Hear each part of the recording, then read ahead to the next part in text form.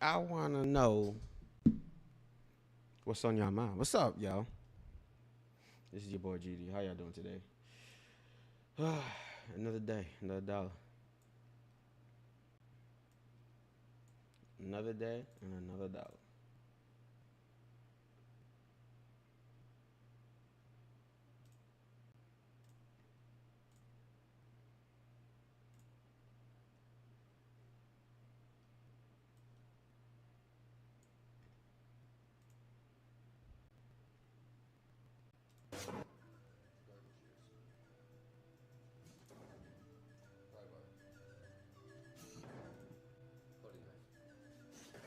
Damn. Yep.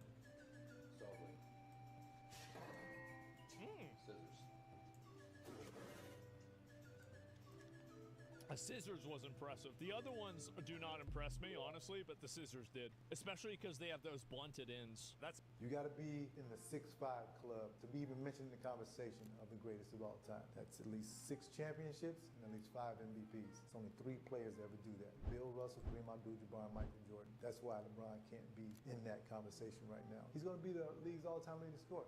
Yeah, he started right out of high school. Kareem had to go to college for 4 years. Where, by the way, he won 3 national championships and was 3-time Player of the Year. LeBron can't go much higher unless he wins more titles and more championships and gets a couple more MVPs. He can't go much higher than he is. I just don't see him doing that. If LeBron passes Kareem, he's the GOAT. My opinion is Kareem Abdul-Jabbar because of his pedigree, high school, college, pro. Nobody comes close to Kareem. Now, I think Michael Jordan is the greatest NBA player of all time, but over the duration of all 3 careers, it's Kareem Abdul-Jabbar. You got to be in the The goats, the goats. You can't say that the goats don't exist. They do. You can't compare them either. They will forever be within the Hall of Fame for in our minds. They will forever be the pinnacle of their craft. Forever.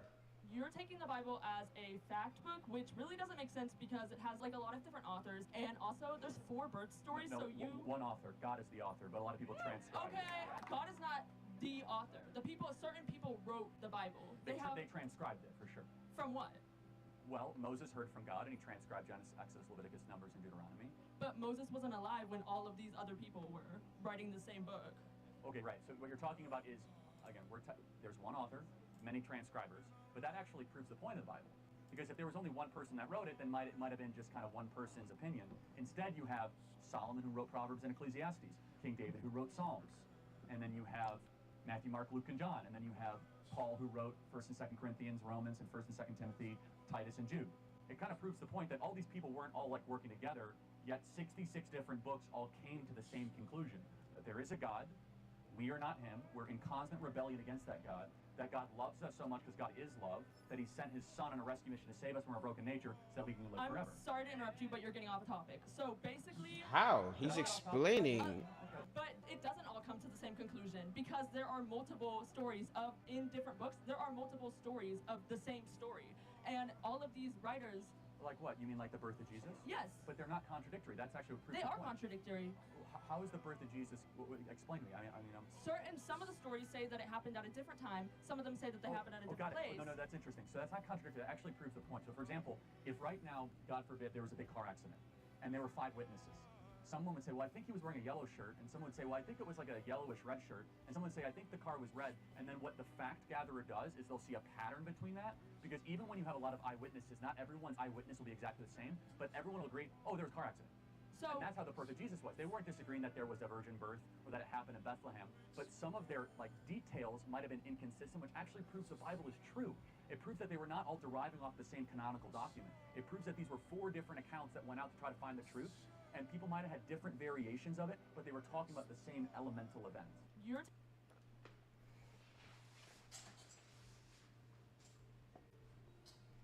Need I say more?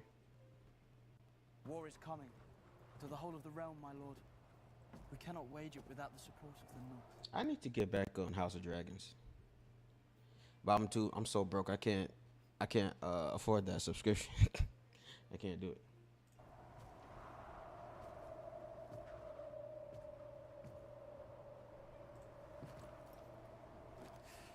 My father brought King Jaehaerys and Queen Alysanne to see the wall.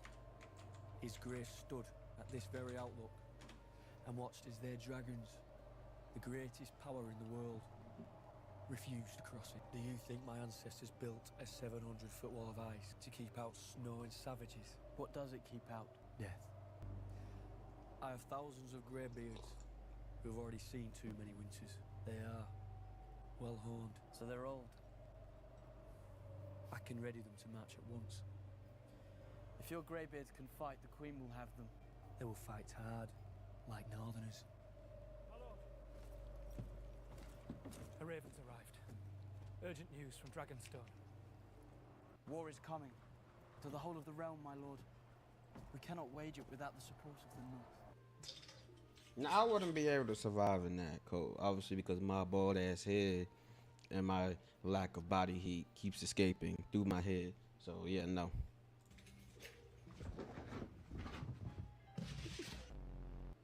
Do you want to go for A walk? Would you like to go? Ooh, that ear.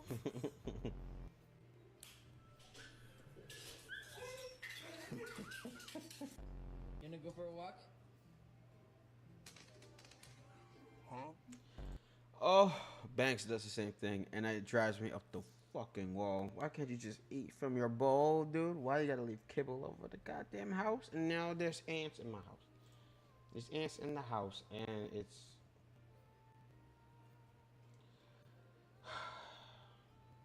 I don't want to deal with it. I don't want to deal with it. Not at all. So anyway, this is what happened. Bethesda employees protest Microsoft layoffs amidst online backlash. So this is why your Fallout games are poorly made communist gay propaganda. Hold on. It's because... So anyway, this is what happened. Bethesda employees protest Microsoft layoffs amidst online backlash.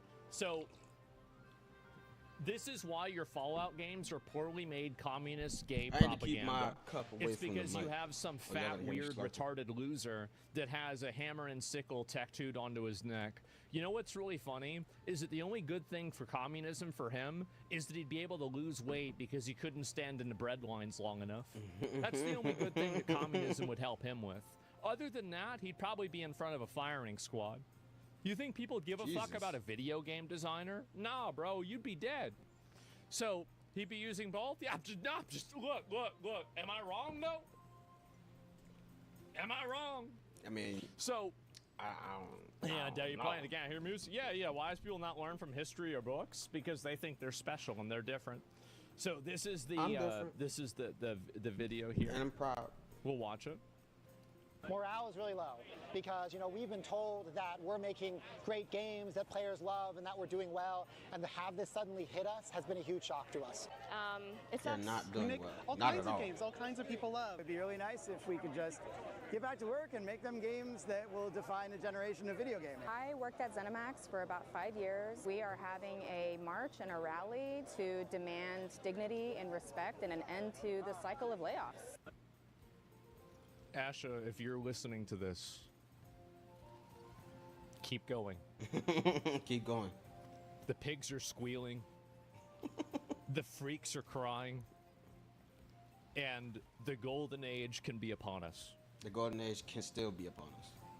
When I hear all of the junipers and these weird bald women with like 7 piercings crying about getting fired, this is like a multi-dimensional catharsis for me. Like I can't even explain how amazing this is. An angel gets its wing. When a juniper gets fired, an angel gets its wings. That's correct. And a Lilith gets fired. They're shamelessly begging. Yes. And so these are the people. We make great games. We make games that define generations. Well, the people that worked at the company before you did. Yeah, that's probably true. LOL, they laid off all the white women, gay people, and communists. We might actually get good games now. Yep, there it is. And that's it. Bethesda union members are actually out there protesting. And sorry, fuckers, but teenage me expected to play the next Elder Scrolls game by 2016, maybe 2019 at the latest. You're a decade late, and you haven't made a good game in all that time. You clearly don't deserve your jobs. Maybe make better games next time, and it won't happen again. I also love the sign that's built off of Black Lives Matter. Like, you know what? You know what this reminds me of whenever you lose your cushy video game development job? George Floyd getting choked out to death on the street by a police officer. This is you know what this reminds me of? It reminds me of Jim Crow. It reminds me, you know what? You know, whenever I have to actually go to work and do my job, you know what I think of? I think of slavery. Oh, God. I think of slavery of black people. What the fuck is wrong with these guys? What's wrong with them? Casuals blaming the fan base for the current game's current lack of success when the original devs had the same higher than average standards. Good enough sucks. Let's see this. The difference between good enough and awesome is so big, and I mean, there's this standard set by everyone here that I mean, good enough sucks. We are the most cynical people. Like, we are the jaded crowd who, if a game doesn't entertain us in 5 minutes, we stop playing it. And so, oh God, do you remember what I said? That's crazy, huh? Speak it. so you can have all the great graphics and all the different characters and lots of different weapons with amazing effects, but if you don't nail that 30 seconds, you're not going to have a great game. That's right. The difference between good enough and awesome is so big, and I mean, there's this. It's just really that fucking simple. Obviously, those base lads don't work at the current studio. This is like looking through another universe. Yeah, this is. I'm telling you guys. Like, you know what we were talking about? Like, Christopher Nolan was talking about how, you know, people were, like, looking at the walls that were built, and they were cyclopean walls because the current people of the time couldn't even imagine the Roman Empire. They couldn't even imagine this happening. Well, that's what's happening with video games right now. Okay? The making of Age of Empires 2, 1999. Yes. A completely different universe. When I first started the Look company, at that. I wanted a less corporate environment, and I envisioned a workplace that was something like when I used to get together with my friends. And after several of these, I remember mentioning my wife. If you see a guy like this, and then you're doing better than most of them. Software development crew, everything's gonna be okay. Just breathe a sigh of relief. You're gonna be fine. Everything's, yeah, don't worry about it. Bring it up. Yeah, you know he's cooking. Exactly. Like, and yep, there's this is the guy. Right. He made Age of Empires 2. I believe that. This is another guy. He did the sound for Age of Empires 2. I believe that. 2 more people. Yep, I believe that. Absolutely. And then there's a guy right there. Let's see. Are there any more of these? Where's the part with Jeff Kaplan? I don't know. No, not Jeff Kaplan. Sorry. Greg Street. Jeff Kaplan wasn't here. He was somewhere in here. I don't know if he's in the whole video. But, yeah. These guys are they're the ones that made the good games, man. They are. Peak Chuds. Yeah. This was when the Chuds were in control, the game was good. When you have a bunch of weird retards that don't even know what gender they are, how the fuck do you think you can't even figure out what bathroom you're gonna go into? You can't even. I mean, you fail a coin flip. You're messing up a coin flip. Think about this, right? You can't even suss out a coin flip, and you think you're gonna be able to design a whole world? Fuck no. So many social issues. Yeah, really. And when are you going to make a game? I don't want to make a game. I just want to complain about them. That's all I want to do. I don't want to make no game. I just want to complain about games. I'll complain about games all day. That's all I want to do. They can't even figure out how to design their own lore. I know that, man. Focus on the right things that are not ideologically captured. True. I know that, man. The early 2000s, basically any game you bought would give you a great time. Nah, that's not true. There's plenty of shit games back then, man. There's a survivorship bias that happens. And that's it. Quality assurance. So this is a Juniper that worked in quality assurance and ZeniMax. Yeah. 5 games made by ZeniMax. I don't figure this out. I don't know what Let's ZeniMax take a look is. at this situation. They make you. Does ZeniMax make good games? Okay, so these all came out like 10 years ago. Okay. How about 5 recent games? Wolfenstein was a good. 5 games Dishonored in the was last 5 good. years. Doom was good. There were some good ones. Have they even made 5 games? Like, yeah, I mean, have they even made 5? I don't know if they've even done that.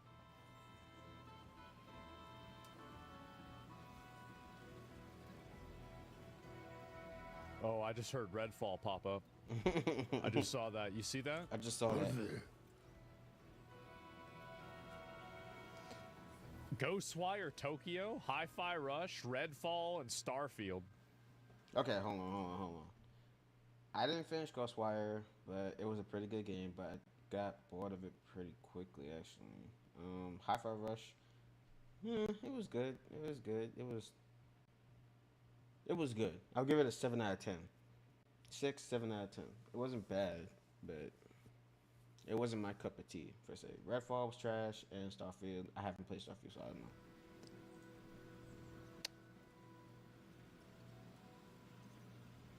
So you were involved with Redfall and Starfield for quality assurance? You need to be going to your executive studio and you need to be saying thank you. Thank you that I have not been put in jail. They should put you in jail for fraud because you're clearly not doing your job. You clearly defrauded the company by doing your job in such a bad way. We need to normalize, if you do your job in such a bad way, we need to just be able to put you in jail. We need to just be able to put you in jail. Like, and I think this is just in general, like at a certain point, quality. So you did quality assurance for the studio that made Redfall and Starfield. And you're talking to us about how we need to worry about you losing your job? I do worry about you losing your job.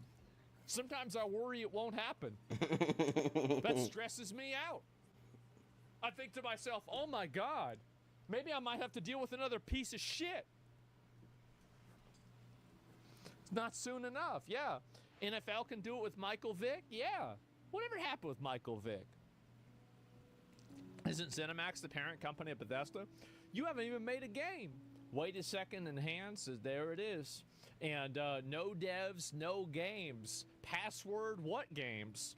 10 years and you motherfuckers released 2 flops and some shitty mobile games, one of which is dead. So we got the Flopperooski menu. Let's take a look at it. Fallout 76, Elder Scrolls Blades, Starfield, and the Elder Scrolls Remastered. Now, who made Elder Scrolls Remastered?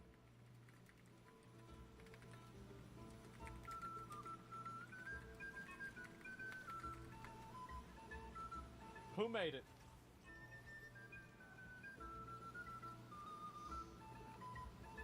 I need to try Elder Scrolls Remastered. Let's see. Virtuos. Where is Virtuos located? France, probably.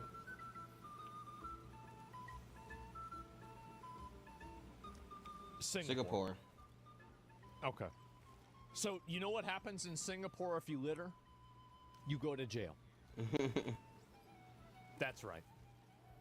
You go to jail if you litter in Singapore. They don't want to have their fucking country turn into a shithole, right? Mm-hmm. You get the cane. And if you go, I pull it up. I'll pull it up right now. Let me get on the Google Maps.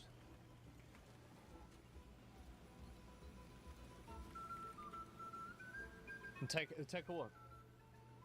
So they call this place Singapore. You can see right here. It's near Malaysia, near Cambodia. It's all the way down here. And we're just going to look at a random place here, all right? There's no fucking garbage anywhere. Not a single fucking piece of garbage anywhere. How about over here? Look at that. Fucking flawless. Not a single piece of shit anywhere in the entire area. How about right here? I'm making random clicks. No garbage. To be fair, that's next to a garbage can. This one's not so great. Let me go back. We'll pull up another one. How about over here? Holy shit! Well, it's a work in progress. But you know what? I better not hear a single fucking European laughing There's a lot at of air this, conditioning. because do you guys know what that is? No, you don't. You have no idea what that is. I don't want to hear it. One more. Even in these places, there's still not trash everywhere. It's relatively orderly. My point with this is that the country that made the only good game that you guys have come out with in the last 10 years was located in a place that you would say is evil and fascist. Check Cuba with the immigrants for a few days. I'm going to look at that in a bit. Relax, man. Look at that. Wow. See, this is what happens whenever you just put all the people that are retarded in jail. All the retards that are just throwing garbage everywhere. Look, there's no garbage anywhere. Where's the garbage? Where's the garbage at? No fucking garbage. Where What the do you mean garbage at? garbage? Who the fuck puts garbage around here? Look at Houston. Yes, exactly.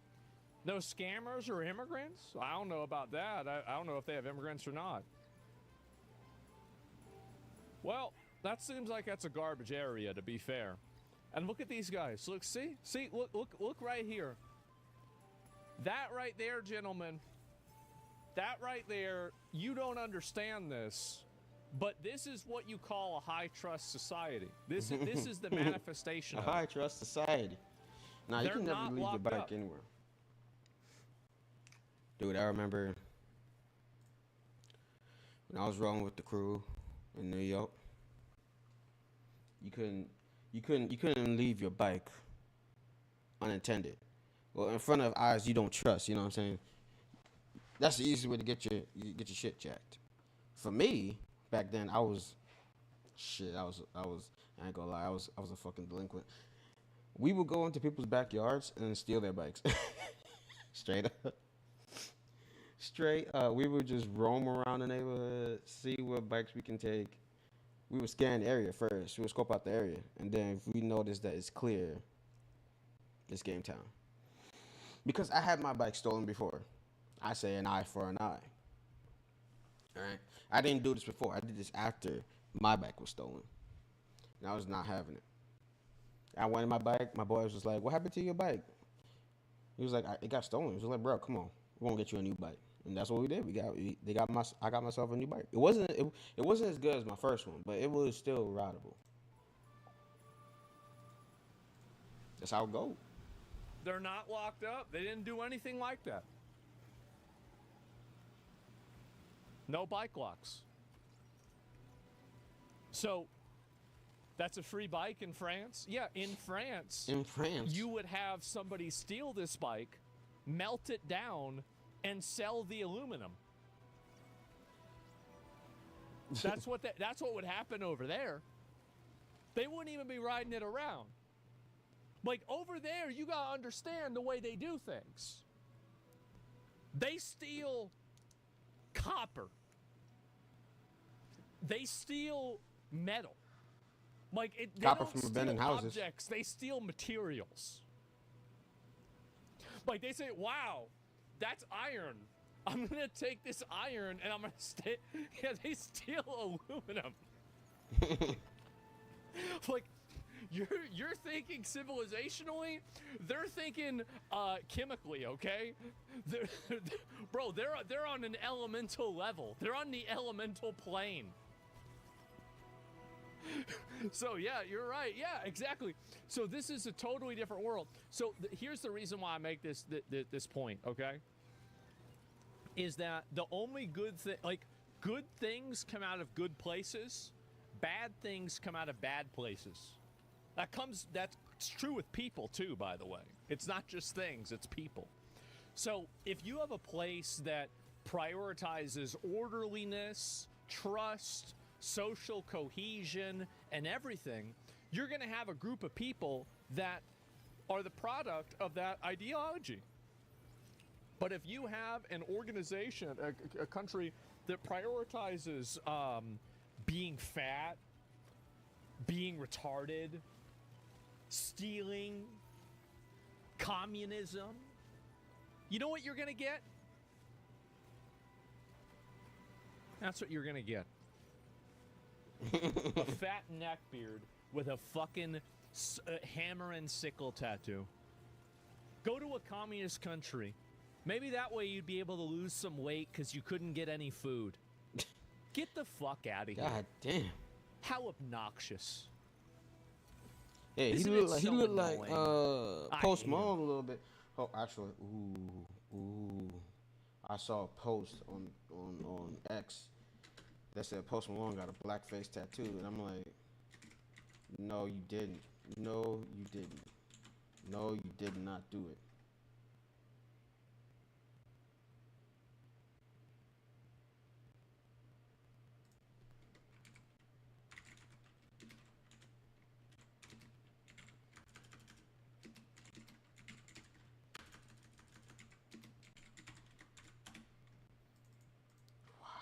Why is Yahoo?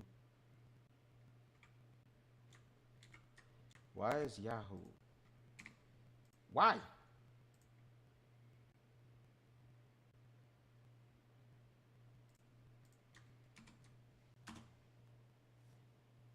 No, Post Malone's blacked out face tattoo is not real. The viral images and stories claiming he covered his face in solid black ink are digitally edited in the internet joke. Oh my God, thank God. Nah, I hate him. Ooh. Is that Post Malone? That's Post Melon. That's different. That's what I just we were Here's just another talking one. about. Post Malone. Save our players deserve better. I completely agree.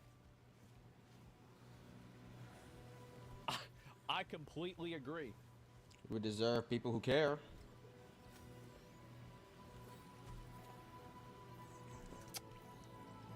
Yeah, today's your last day. Autumn Mitchell. There it is. Game writer. So let me get this straight. I wonder if Elder Scrolls is gonna be good. It has to be good. There's no way they're gonna do it wrong. You have some fucking random ass white girl with flowers in her head and she's the game writer? Bro, it's over. It's over, bro. Like, it's done. It's not going to happen. Nope. I should have her job. They should give her job to a random chud. Like, here's how they need to do, like, every one of these girls, what they need to do is they need to fire all of them. And they need to go to your local games and comic shop and find the fattest dude that smells the worst and ask him what was the political implications of the Horus Heresy. And if he can explain that for over a half hour, he's hired.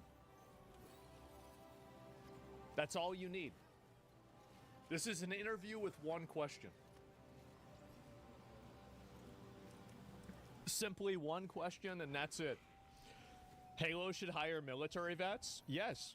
So, yes, that would be Henry dope. Cavill's doing that. That's smart. You play Warhammer? I'm gonna start. I bought a.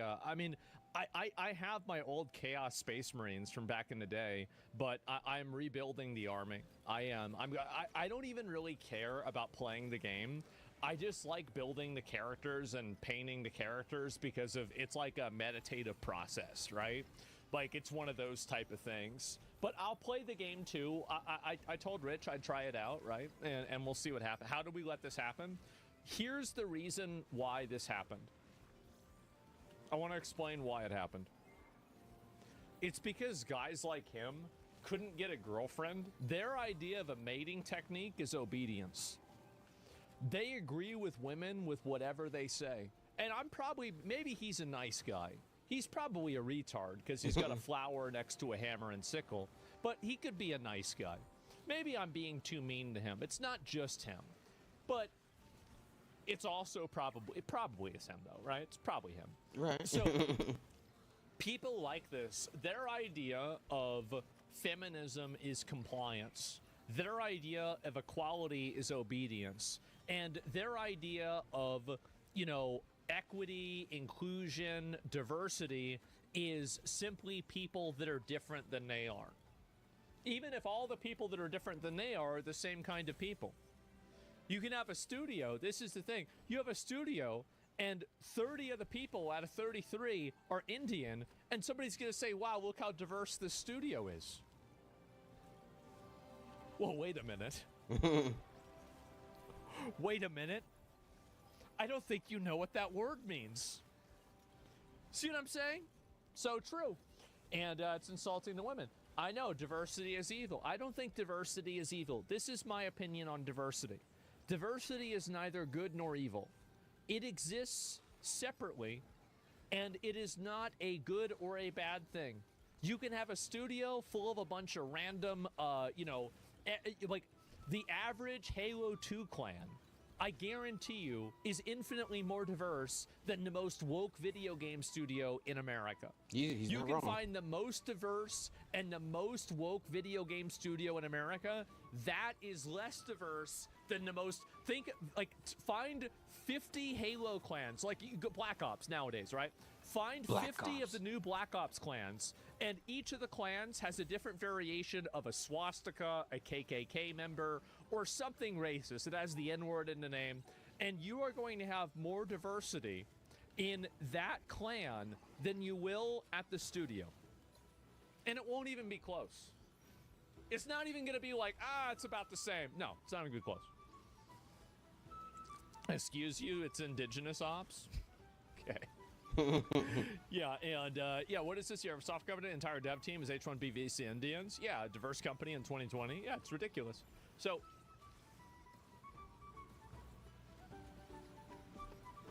I'm not for or against diversity. Diversity is something that happens, I think, naturally whenever, this is, I think, what happens, right? Like, maybe this is just me. Like, I grew up in Austin, Texas, okay? Super, super diverse area.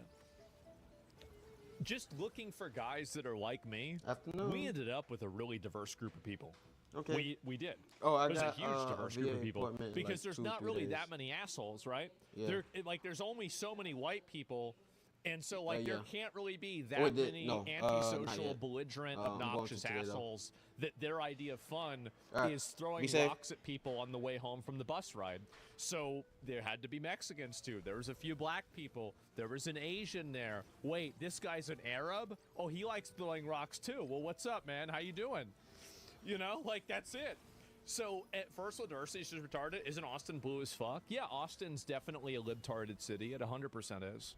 But, growing up, I think that we had a lot of diversity, but it wasn't the cringe loser diversity.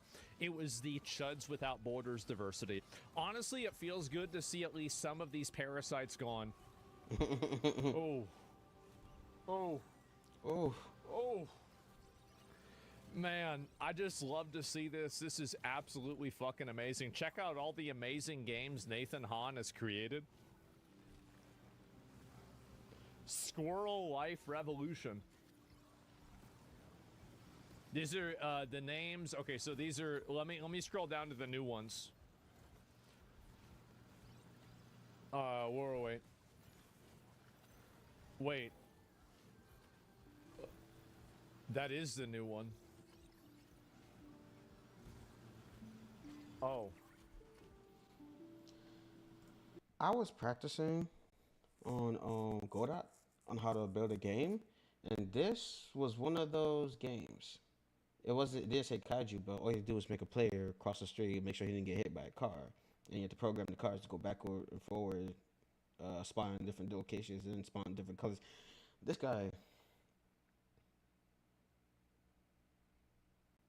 yeesh.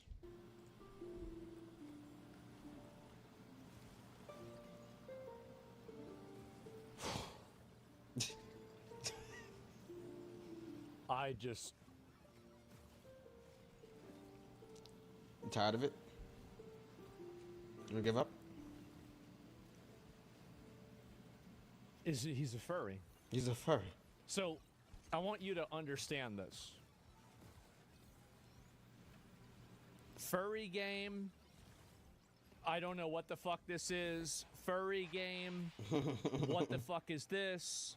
Definitely a furry game. Starfield. Starfield.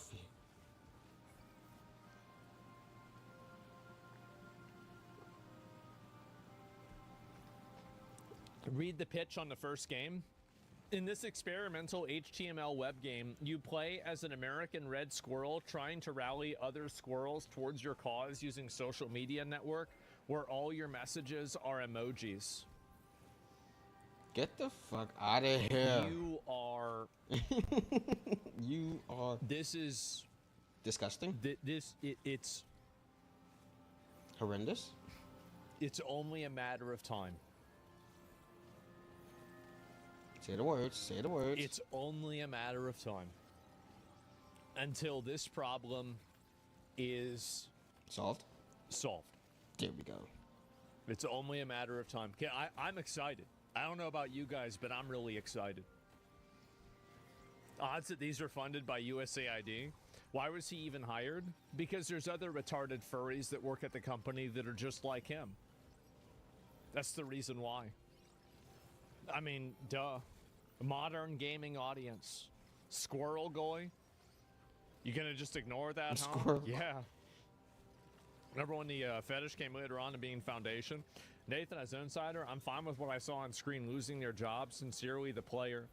They just don't make bug-eyed Starfield NPCs. They don't just make I need to try Elder Starfield Scrolls. NPCs, I've never played an Elder Scroll game before. It looks awesome. You know what? Maybe the characters weren't that unrealistic after all. Isn't that crazy? Save our devs, a bunch of dysgenic freaks. No, this is why games suck now. The eternal 2016 rolls on and Gamergate is forever. This is, guys, I want to let you know that I will commit so, like, every day that I wake up and I see these people suffering is a day that I thank God that I woke up.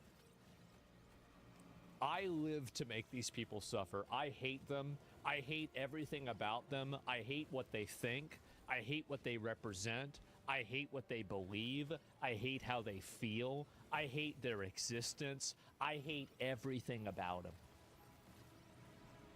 Weird retard shit? Exactly. Theater kids on a power trip? That's right. And it's time the train came down to the station. They stole 15 to 10. I don't need to justify anything. I just hate them. Yeah. You don't need, and by the way, that's true. You don't need to come up with an excuse for why you hate them. You don't need to come up for like, oh, well, this is what.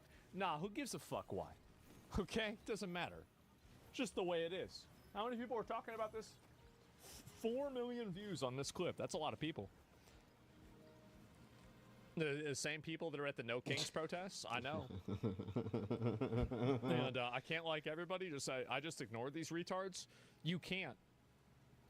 You can't ignore the retards because if you do that, what happens is that then the retards get involved with you. I thought you could get.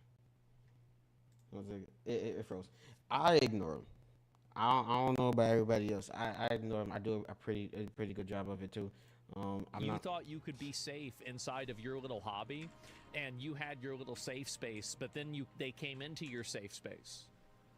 They came into your safe space, and now they're in your space changing things. Like, we tried ignoring them, and then they came into video games. You can't ignore the problem. You have to solve the problem. You gotta rip it out. The stupid's contagious. That's right. So you have to expel them. Yes, you have to expel them and make it to where these people are completely unhireable. Weak people who want to be nice can never make great things. We deserve better. We deserve better development. He said it. Final Fantasy VII Remake Trilogy director Naoki Hamaguchi has said that the end of physical games risks part of our culture disappearing in the wake of Sony's controversial decision to kill PlayStation 5 discs. I could have never said it myself. I could have never said it better myself. I don't know why PlayStation. Here's the thing. Here. Oh, why didn't I see the hold on a second. Studio fans, my experience moments of deja vu while playing Beast of Carnation. Princess Mononoke. The spirit of life or death. Which one? I forgot which spirit he's from, but he's very important. I haven't played Beast of Reincarnation. I saw T-Talk play it yesterday, and it was good, but I felt like it was just all over the place for me. It gave me Stellar Blade vibes a little bit, but it wasn't bad.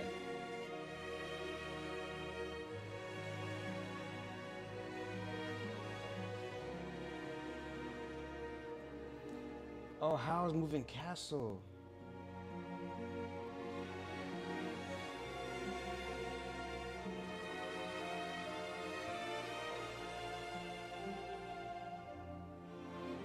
I don't remember this one. I don't remember this one.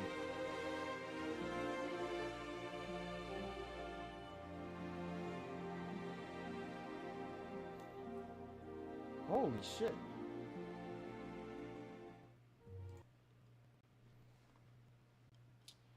I'm still thinking about it. I'm still thinking about if I should get it or not. I don't know. I don't know. Oh shit, we're getting off topic. My bad. Developers, not activists and weirdos. Skyrim launched 15 years ago. Oblivion 20 years ago. I'm sorry, but yeah, you were. I know. In, we watched it. Middle school when Oblivion came out. What are you even talking about? And the concept, people over profits. Well, I don't know about you guys, but I'd rather just have the profit. Yeah, I mean, if I had to pick, I think I'd go with the profit. Even if it was like a dollar. I'd say $1 would be better.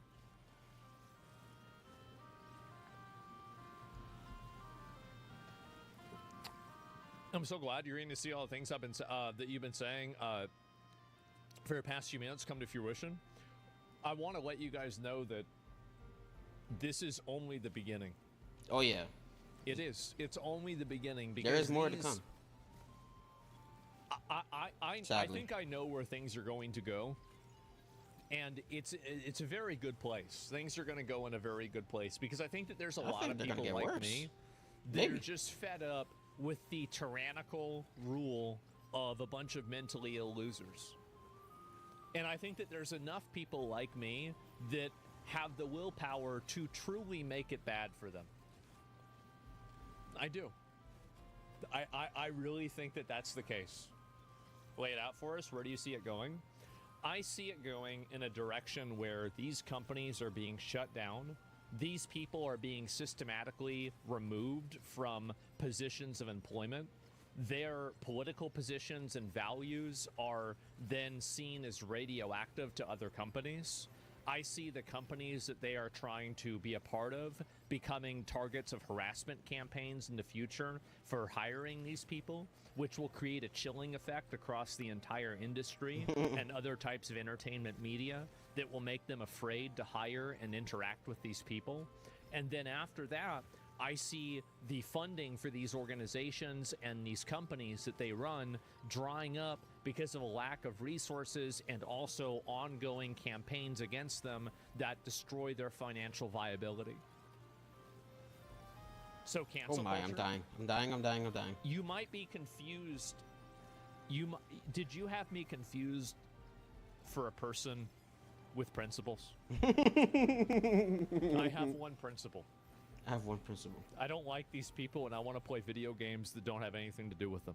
On God, say it like it is. That is the defining principle that everything else works under.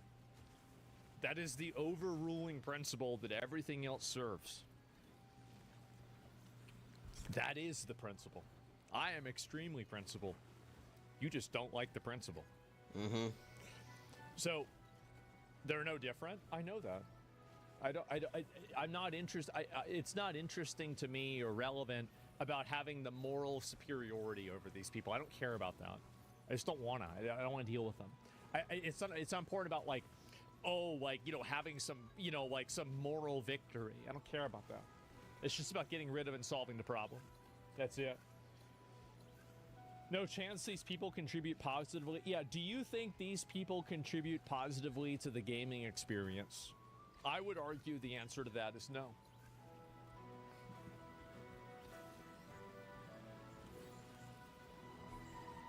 Nope. It's hell no. Feeling morally superior isn't winning? Yes.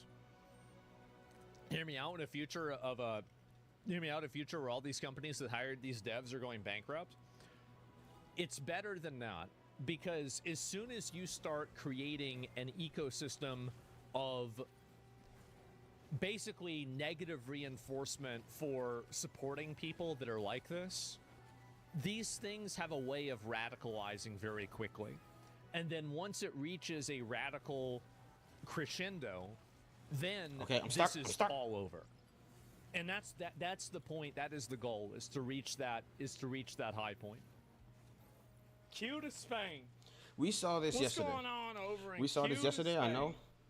I had my takes on it, and it was insane. I'm gonna see what Asma has to say about this. He's probably gonna have some off the rip shit, and I can't wait to hear it. Situation right now. Pedro Sanchez, thank you. Thank you. Do you think it will take vigilantes to actually make a difference here inside of Europe? I'm the first vigilante here. They're gonna fear me. I'm the first. They're gonna vigilante. Nice. Why did no women come? Women are in the house like it says in Islam. Wow. Now they're all coming down, being walked down the mountain. No, there's gonna be a few girls in this, which is sad. Here in Spain, because I don't know why they're all doing this. migrants who came across from the Moroccan border into the country of Spain. Wow. This is mainland Spain right behind me. However, right now I'm heading over to Ceuta, which is actually a town in Spain. However, it is on the African continent. There's a few towns that are part of Spain that are on the African continent, and Ceuta is one of them. No. Literally over 60,000 migrants came across their border. A lot of people are wondering what actually happened, so therefore we're heading there right now to see it for ourselves. These migrants quite literally came over by the truckload In a dump truck. People are wondering if it's a coordinated Yeah, that's attack nasty. or if it was just the Moroccans that were coming over and seeking for a better life. Probably a bit of both. Or if it was an actual That's what I would say. invasion. And just recently, Definitely a in bit of April, both. the Prime Minister of Spain Can't came move. out with a plan to give over 500,000 migrants legal status here inside of the country. Right now, we're heading over to Ceuta to see it for ourselves. We'll be speaking with the Y'all migrants. hear that? He amnestied 500,000 people. Oh, I wonder why they're showing up. Damn, bro. Wow. Nobody can figure it out. Trash. Themselves with the Spaniards, and we'll even be going to the border to see what Nobody actually happened knows. here inside this town. And right now, if you are not subscribed to the channel, we're so close to 2 million subscribers. That's a lot Go of ahead, hit that subscribers. subscribe button, give this video a like, and now let's see what is actually happening. Here we go. Now to start, I met up with citizen vigilante by the name Mancia, who saw and predicted that the migrants were coming just Yeah. days before. And now let's go see what is happening. He knew We've it was gonna arrived happen. now, and we're here with Mancia. Mancia's from here in Spain. Right now we have a group of men right here. Uh-oh. Look, they're covering up their faces. Eres de Morocco? You from Morocco? We're not ¿Por qué robbers. vinieron aquí a We're España? not. Yeah, sure. I don't believe it. Because they were trying to rob. They were trying to rob. They some of them, a lot of them are rappers, yeah. Okay.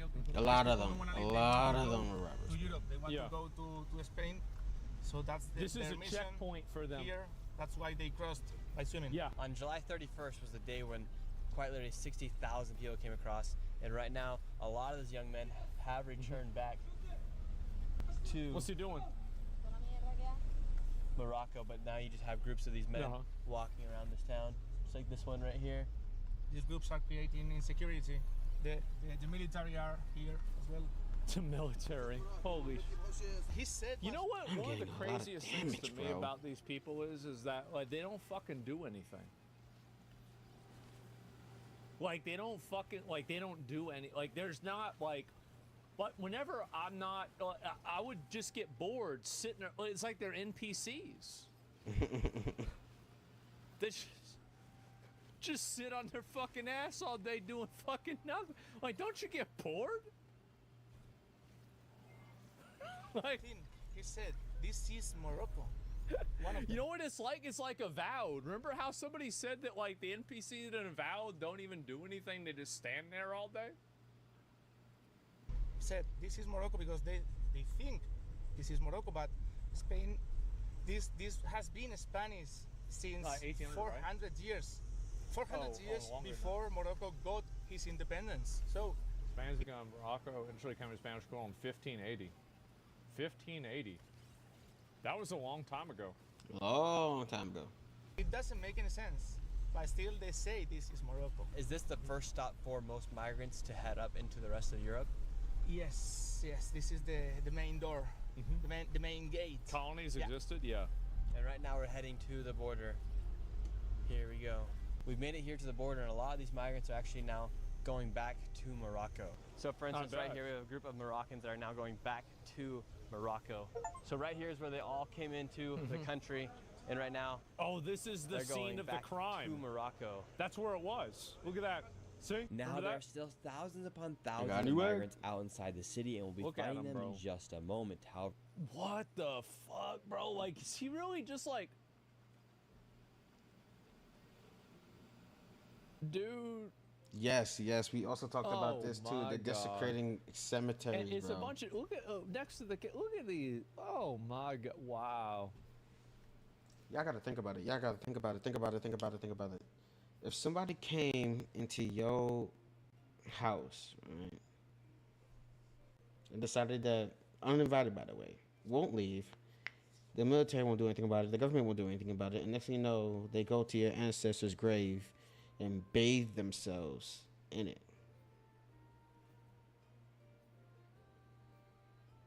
And bathe themselves around the graves. That's disgusting, bro.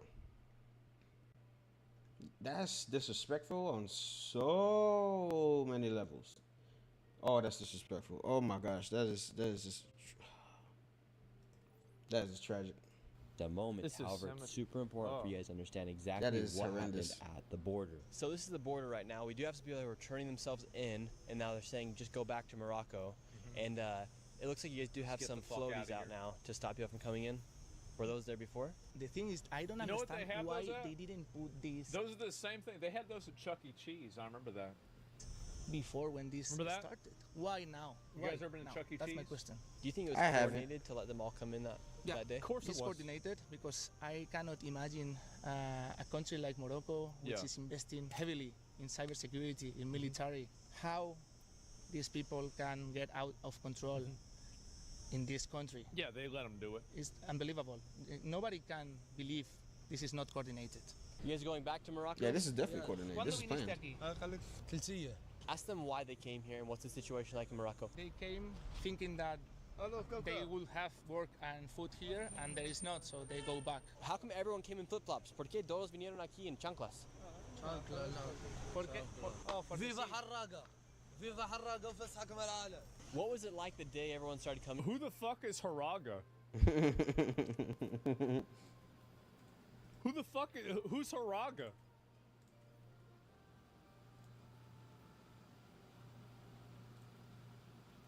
Harambe? Este es un jaleo muy grande. Some massive mess.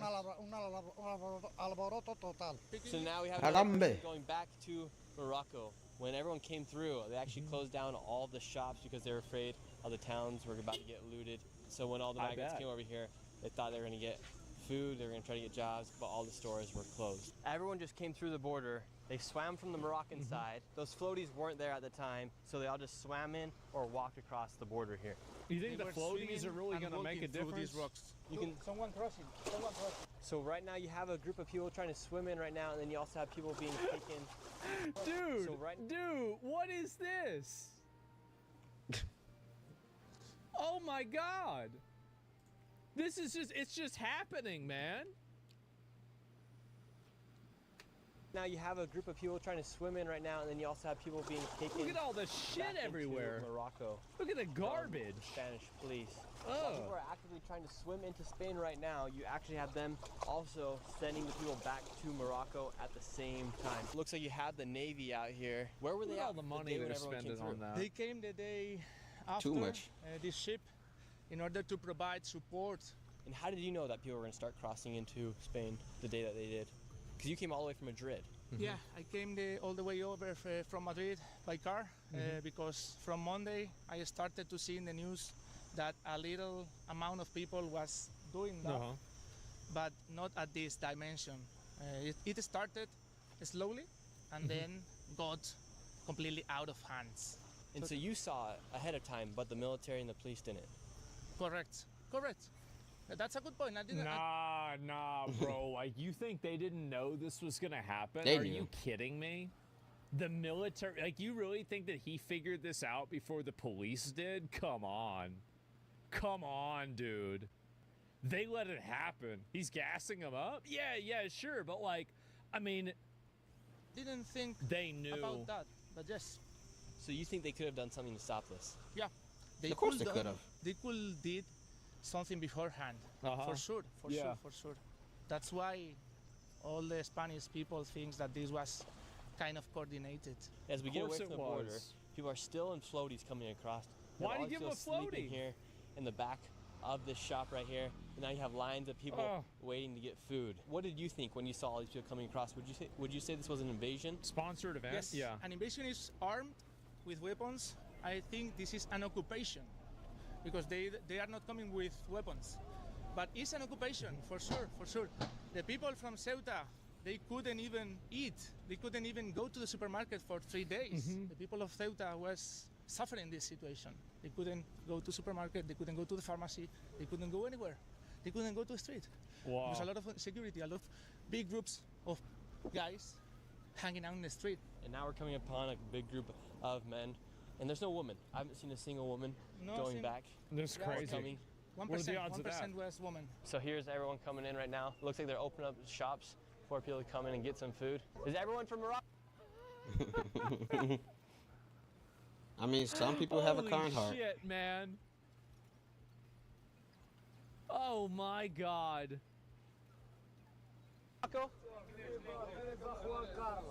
Look how they're all up next to each other too. Like, damn. That's the shit they do in India.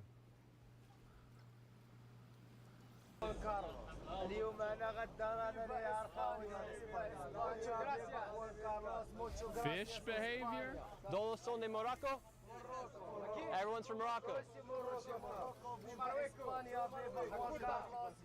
¿Y por qué vinieron aquí? Why'd you guys come here? ¿Por qué vinieron? For work and food. Food. Food. Morocco has no food and no work. Right. How old are you guys? ¿Cuántos años tiene? 23. Me llamo Hamza. ¿Cuántos años? 21. 21? Estaba organizado desde Marruecos o por redes sociales. How it was planned on social media? TikTok.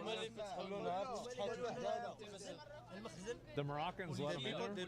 The police in Morocco, they told them to come. Right now we have this young kid translating for us. We just asked them if they came through because of social media and TikTok, and they just said that the Moroccan police let them in. Why'd you come here to Spain? ¿Por qué vinieron aquí a España? Porque no tengo vives a Marruecos. ¿Y por qué? Why? Porque no tengo vives, no tengo trabajo. No work, no money. No tengo dinero. The situation here is getting a little dicey right now. Everyone just comes out yelling. No. Why don't they ever, like, if there's that many people over there that, like, fucking things are bad, why don't they just make it better? Because, like, I think that that's easier said than done. Like, I said that yesterday as well. It's not always that simple. Stand around all day. I think that's the problem, because y'all not doing anything. Forehead, true, yeah, true. Like, I mean, because they just ain't doing shit. Corrupt governments? Oh, right. really knows what language. It's the government's fault. Spanish. They're speaking. It's not their broken fault. Spanish It's the and government. Moroccan. Amigo, gracias, muchas gracias. Ahora a Londres. It's always the ¿Dónde parents. vas? Europa. Para Europa. Europa, todo ¿Qué Europa. parte? Nosotros todo Europa. Hasta, te digo yo, hasta Rumanía. Rusia to Russia. necesita mano obra barata. You need cheap works in Derechos Morocco. humanos. No hay Marruecos, no hay There are derechos no humanos. human ¿no? rights in Pues vamos Morocco. a buscarlo. Hasta en China, derechos humanos. So here you have a group of them that all came through from Morocco. Where are you guys going now? Paris, Londres. Madrid and Barcelona. Almania, Bruxelles, Bra- Coming to a city near you. This is it. You got Mr. Sideways Hat. He's going to be showing up in Brussels. Oh, no. That's right. Danimark. It's a world tour. I love you. You guys excited? And how old are you guys? Got any excited Germans here? He's 28, 21. ¿Por qué mujeres no vinieron aquí? Why do women? Women are in the house. All these men right here, not a Yeah. single woman in sight. He said something about woman in Islam. What does Islam think about women? Yeah, Dude. he was saying that Islam says that women must be kept at home. So they leave all their wives Yeah, back in their country where there's no money, no jobs, no food, Yeah. but then they come here all by themselves? Correct. You as a woman, how did you feel seeing 40,000, 60,000 migrants come across the border here? Me sentí amenazada. I felt No podía threatened. salir con el bebé. I couldn't go No outside. podíamos salir Yeah. porque yo vivo en un ático, pero Look, hi, tengo my vecinos neighbor que lives on vivían the en el ground primero y floor. tenían miedo de que They were saltaran scared a they were las going to break into the casas. house. Es peligroso. Porque cuando vienen en avalancha es peligroso. How do you feel knowing that the women here feel threatened? Amenazado. I feel very, very angry. Well, that's the issue, right? Is you bring a bunch of people and like their idea of like I say a lot of negative stuff about women, right? And I joke around about it, but like, I mean, women in general should have the same rights as a man. Like you can't bring over tens of thousands of people who don't think that women are the same as men in the same way and then expect to not have problems. Like you're going to have a lot of really big problems if you bring over a bunch of people who think that women shouldn't be outside. Like it's just really simple. Like, because the reason why, and like you saw this with the rape report, is that a lot of them then use women that don't comply with this religious doctrine as people that is consent. Oh, you're outside? Well, I cannot understand how we let our own Oh, woman no, don't go there. live with fear, going running to their homes with the baby. Like, I don't want to stay in the street. I go home. Thank you. I'm not gonna allow this. Any Spanish guy shouldn't allow this. If we are men, if we are real men, we should do something right now. We should do something right now. And you're the only one out here. I'm the only one here. The only reason why all of the men in Spain didn't just sail over to Ceuta and massacre all of these invaders is because the government doesn't let them. If the government let them, everybody there that invaded from Morocco would be dead right now. So Yeah, let's you have not, casualties from both sides. Let's not get this confused. That's the reality.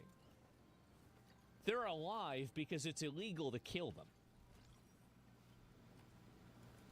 Madrid, no one didn't came with me. It's a harsh No one truth, wanted to but it's the come truth. with me. Do you think if strong men don't stand up for countries in Europe and America, they'll eventually fall? Yes. If we don't wake up now, we will fall for sure. This is our moment. Wake up, Europe. Wake up. Do you think it will take vigilantes to actually make a difference here inside of I'm Europe? the fucking first vigilante here. No, I They're wanna gonna keep fear me. sleeping. I'm sick of this push. Just I'm sick ignore of it. this. I'm sick of seeing Spanish women running away in our fucking own country. I'm sick of this. And the reality is that there are a critical mass of guys like this that will change policy. If there are enough guys like this out there, things change very fast. And if you look at every single massive historical event, it is begun by things and guys like that. That's it. And those are the only people, by the way. It's not that those are the only people that can make a change. No other group of women can't make a change. Only men can make a change. And everybody knows why. It's got to be people like that. And until you have guys like that that are willing to make the change, nothing's going to happen. The police here only came after it took place. They're not reacting to the cause. They're not reacting to what actually caused it to happen. They're not reacting. They are under the orders of the government.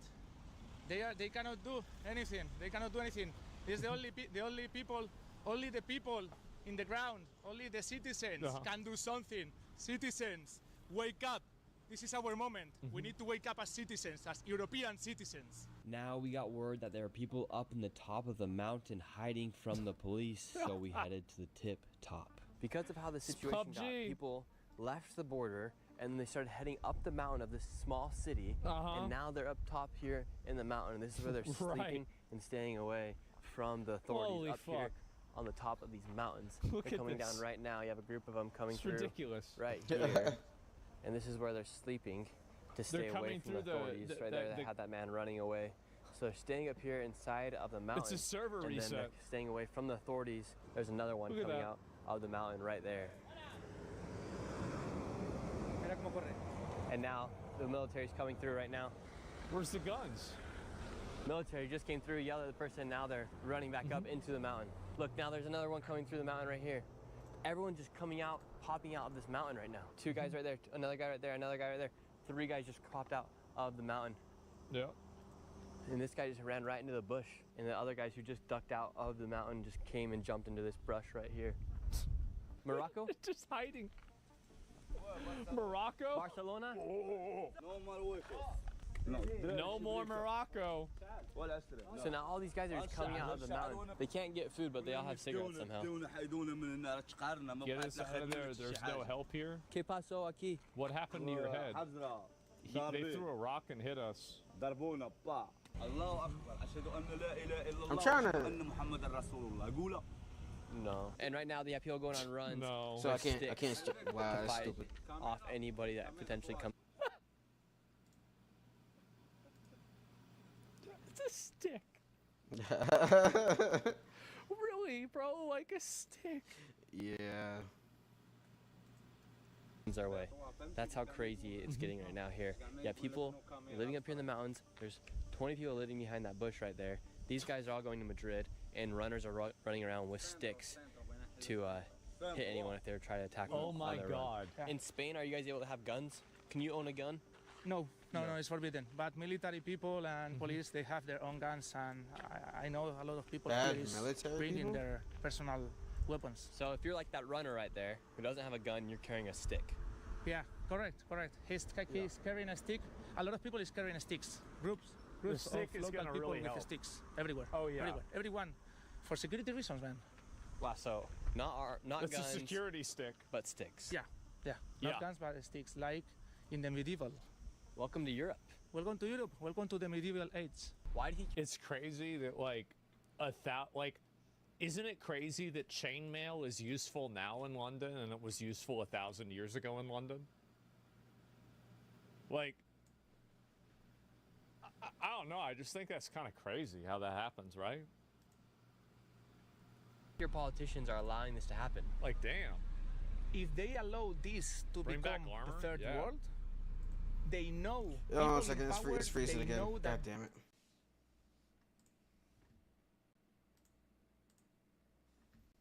Give it a minute. Yo, unfreeze. It's my bad.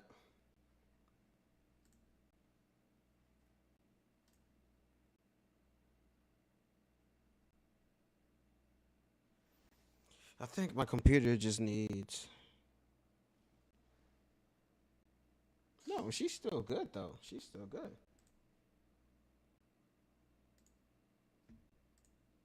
they will be able to do whatever they want. They will right. increase their power because a ruler in the third world is a real Dictator. ruler. And so you're saying in a first world country where there's order, that way the There's also politicians can't accountability. take that much power. Yeah. Because there's order. The thing here is that people in power know that if they become this the third world, they will increase their power and their money even more. That's the thing, because they can control the society in an easier way. I mean, if you keep this full of third worlders, you can do whatever you want if you are in power. And your prime minister right now, according to Polymarket, he has the second best odds of becoming the prime minister again, but his odds are very low on Polymarket. But your prime minister just created a way for over 500,000 migrants to get legal status here inside of Spain.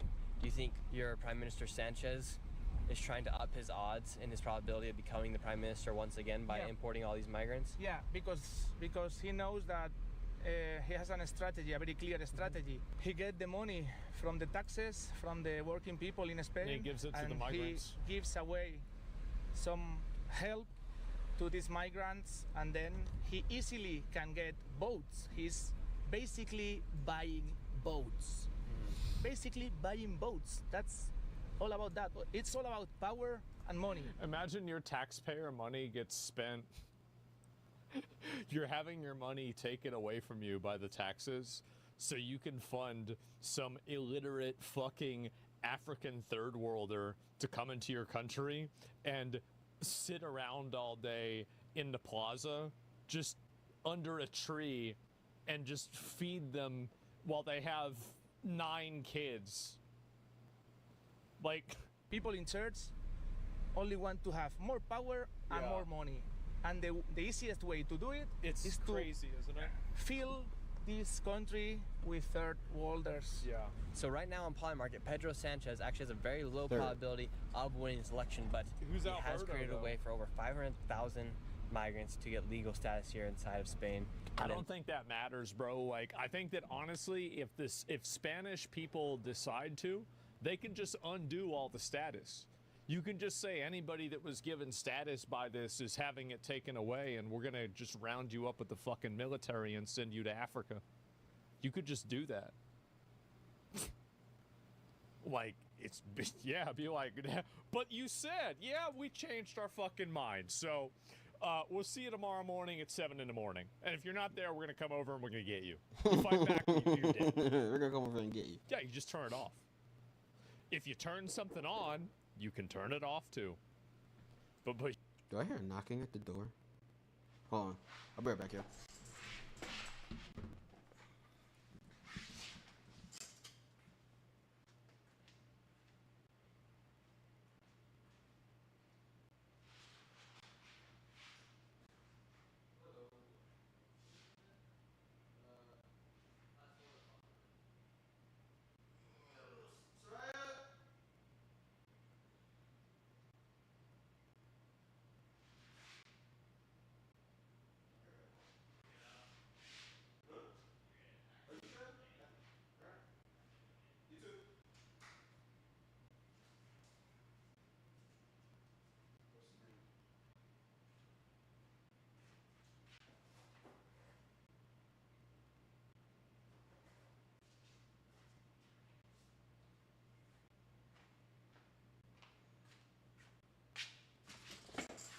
My sister ordered food.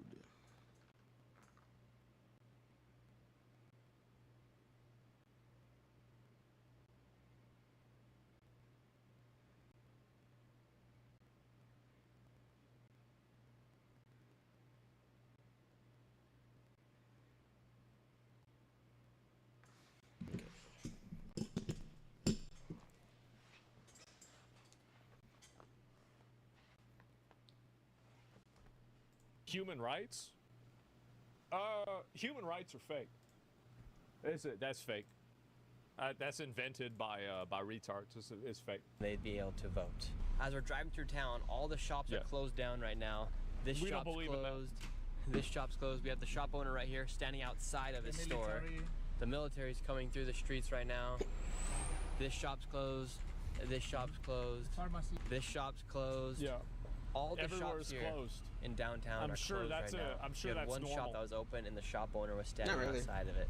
All of the businesses closed, because they don't want to be robbed. Now we're at a cemetery, and here at this cemetery, I don't think anybody wants to be robbed. taken the cemetery. There's a fountain over there, a fountain over here, and a fountain down below. They're using the cemetery to shower and clean out all their clothes. So this is quite literally where they're showering. They're using the cemetery to shower. Wow. Kind of a representation of what's actually happening here. The people. What a great frame. I love Nick Shirley so much. I think he is great. I'm so happy and so lucky that we found him with the Minnesota daycare stuff. This guy is an absolute fucking patriot. I totally support him. I'm so glad. Died for this country, and now you have migrants that are showering on their graves. Kind of crazy to think about. He was a man from Spain to see that migrants are now showering on the dead graves of people who died for Spain. How does that make you feel? If my ancestors, these are my ancestors. These, all of them, are my ancestors. Yeah. If they wake up, they They'll will beat the say, living shit out this of is them. insane. This Oh, is they'll kill insane. them. Straight up kill them. Send them back immediately. I don't think that your ancestors in Spain of the 15 and 1600s would want to send them back. I don't think they would.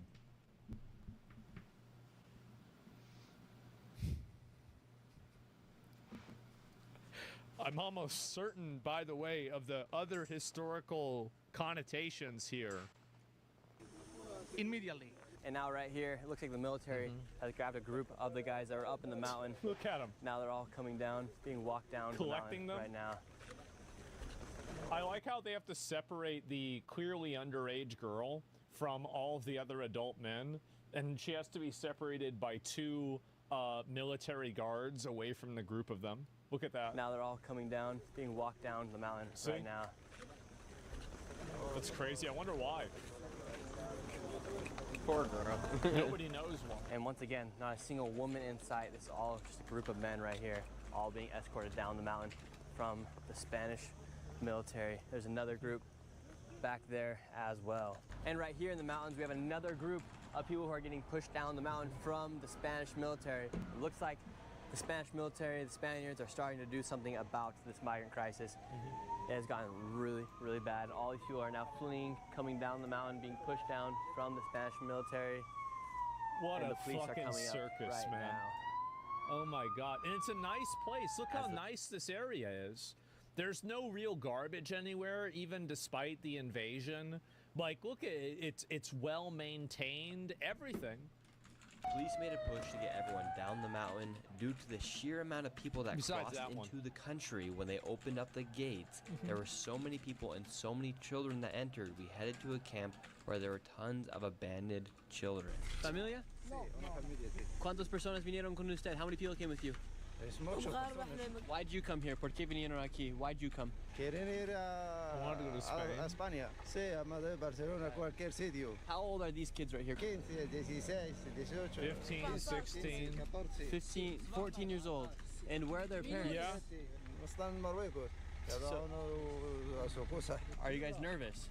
Mom, I'm gonna be back in 6 years. رونالدو ما كاين لا لا رونالدو الوالده تعيش الوالده. I didn't know what questions to ask him. I was like, Lamine Yamal or Ronaldo? Adios.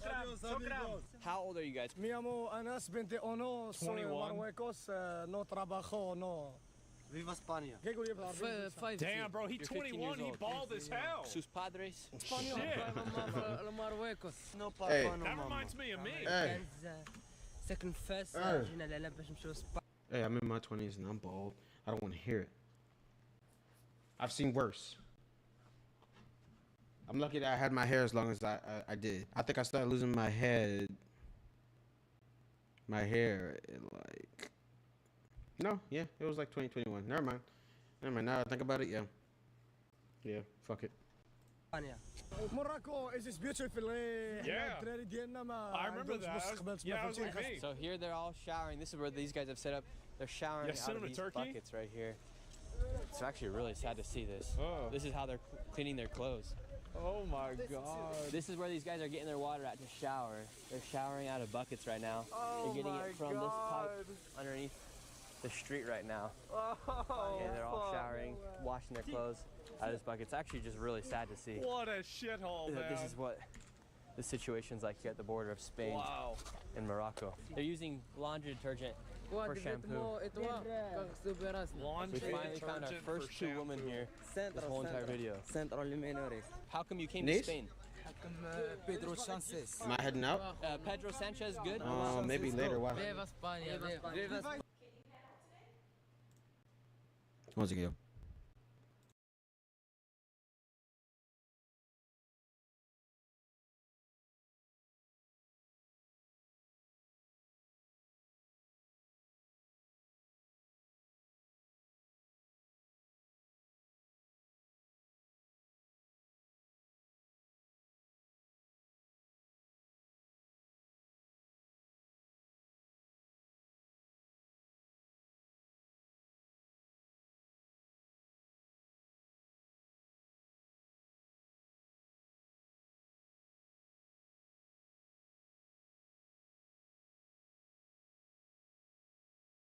España, viva España, no Morocco. How old are you? Bro.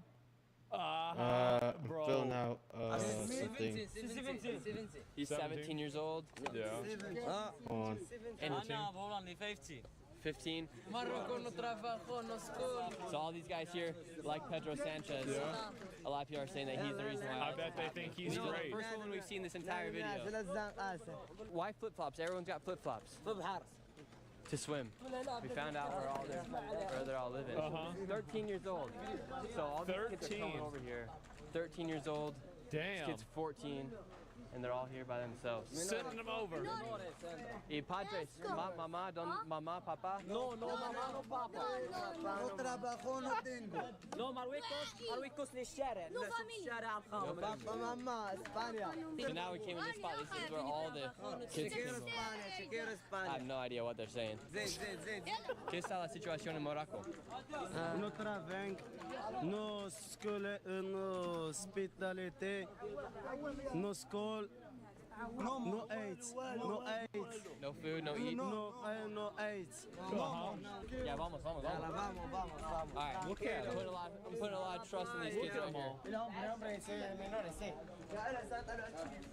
Wow, this is where they're all at down here. This is between the border Lord of the Flies? of Morocco and Spain now. Look at the guy. We're literally right by the border wall. The border's right there. ¿Qué pasa? Look, these people are just getting shade underneath.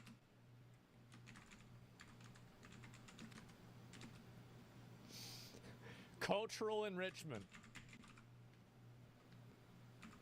And it's like what I said. They ain't doing shit. It's like you would think that that's just me. Like you're out in the desert, basically in the fucking middle of nowhere. And there's a bunch of trees and brush and everything around you. Do you try to build a shelter? Do you try to dig yourself a bit of a hole? Do you try to... No, bro. You just fall asleep on the fucking pavement underneath a goddamn Jeep. Well, feed me. It's like a bird, bro. Does fucking nothing all day. Shade underneath the cars. That's how bad the situation build is right a now. fort. Do something. The kids are here, quite literally doing anything just to get shade right now. No food, no water. The police are down here. ¿Quién habla español? Español. All right, we're looking for someone who speaks Spanish. This is a crazy... Think about how problematic that is too, right?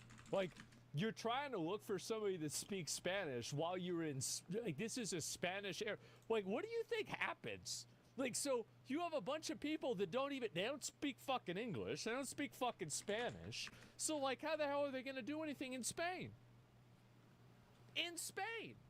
It's in the name. Situation right now. I'm looking for someone to speak Spanish. No one speaks Spanish. Everyone's Tower saying of Babel. over here Yeah, they this speak is like a Spanish, fucking old but no one speaks Spanish. Oh, wow. It's like what I said, bro. Like, anywhere these people go, gonna be the same fucking thing, man. You take all the people out of a country, you put them somewhere else, that place is gonna be that country. That's it. idea what's going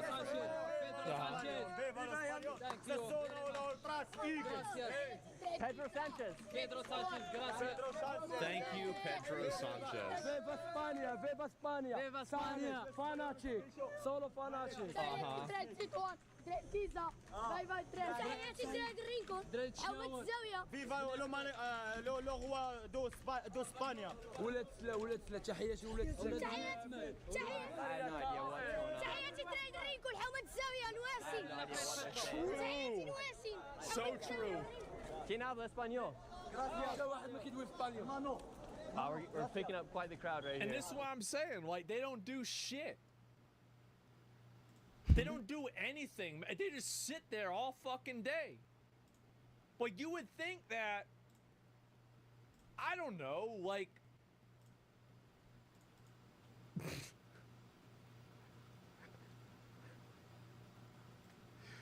you would just do something, right? I mean,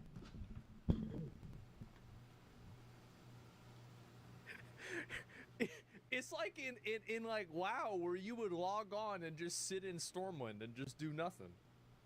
Like, you're not farming a mount, you're not doing a raid, you ain't doing a dungeon, you just sit in the main city all day. AFK, yeah. I love you, Pedro Sanchez. Pedro Sanchez, I love you. English? Look, they're sitting there doing nothing. Why'd you guys come here to Spain? For better chances, better opportunities. We were not working in Morocco. I can see you're working over here. Came. You came? Everyone came and we came. How many of you came? How many? Pedro Sanchez. Me and my friends were like four. We're four. Four of you guys came. And what do you guys think about Pedro Sanchez? Pedro Sanchez قول له راجل مزيان قول له Pedro Sanchez. good, very good. I bet Pedro Sanchez has higher approval rating over in fucking Morocco than he does in Spain. This isn't looking good for Pedro. Bueno, mucho bueno. Mucho bueno. Gracias. Viva Pedro Sanchez. Yeah. Viva, bravo. Pedro Sanchez, I love you. And where are you going now? We can't go nowhere right now. They should take us somewhere. Where do you want to go? Spain. What part? I don't know. The part with a lot How of old are money you? and food. How old are you? 17. 17 years old. And what do you want to do with your life? What do you want to do for work? I want to study. I want to study. Study? I want to finish my studies. Yeah. In Spain. In Spain. Yeah. And after Spain, where do you want to go? I'm not sure. I just wanna go to Spain right now. And This is the goal right now. And how do you plan to get out of Quetta? Quetta? How are you going to leave? In a boat? Through asylum. Through asylum? Yeah. And what are you fleeing in Morocco? What are you fleeing? Is life in danger in Morocco, or how come you want to leave? You want my opinions on Morocco? I can't say that. It's tough. It's tough. It's tough. Are people dying there? Is it dangerous? People are dying, yes, of course. People are dying from hunger, from not enough work opportunities. Wow, so right here we have people just sharing water. Like, this situation is so bad right here right now. No one even knows. People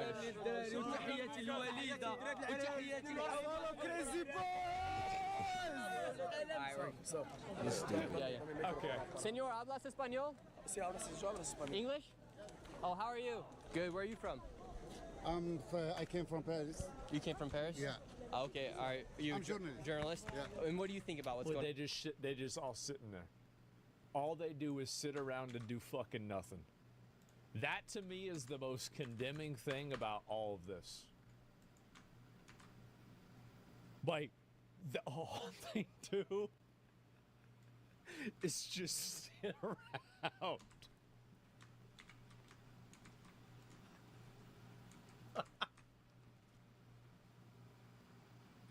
You know what this shit reminds me of? Let me see if I find a video.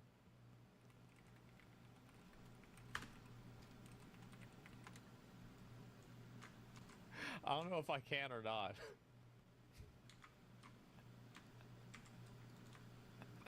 So there was a bunch of birds that basically, they realized that people would feed them if they were hurt. So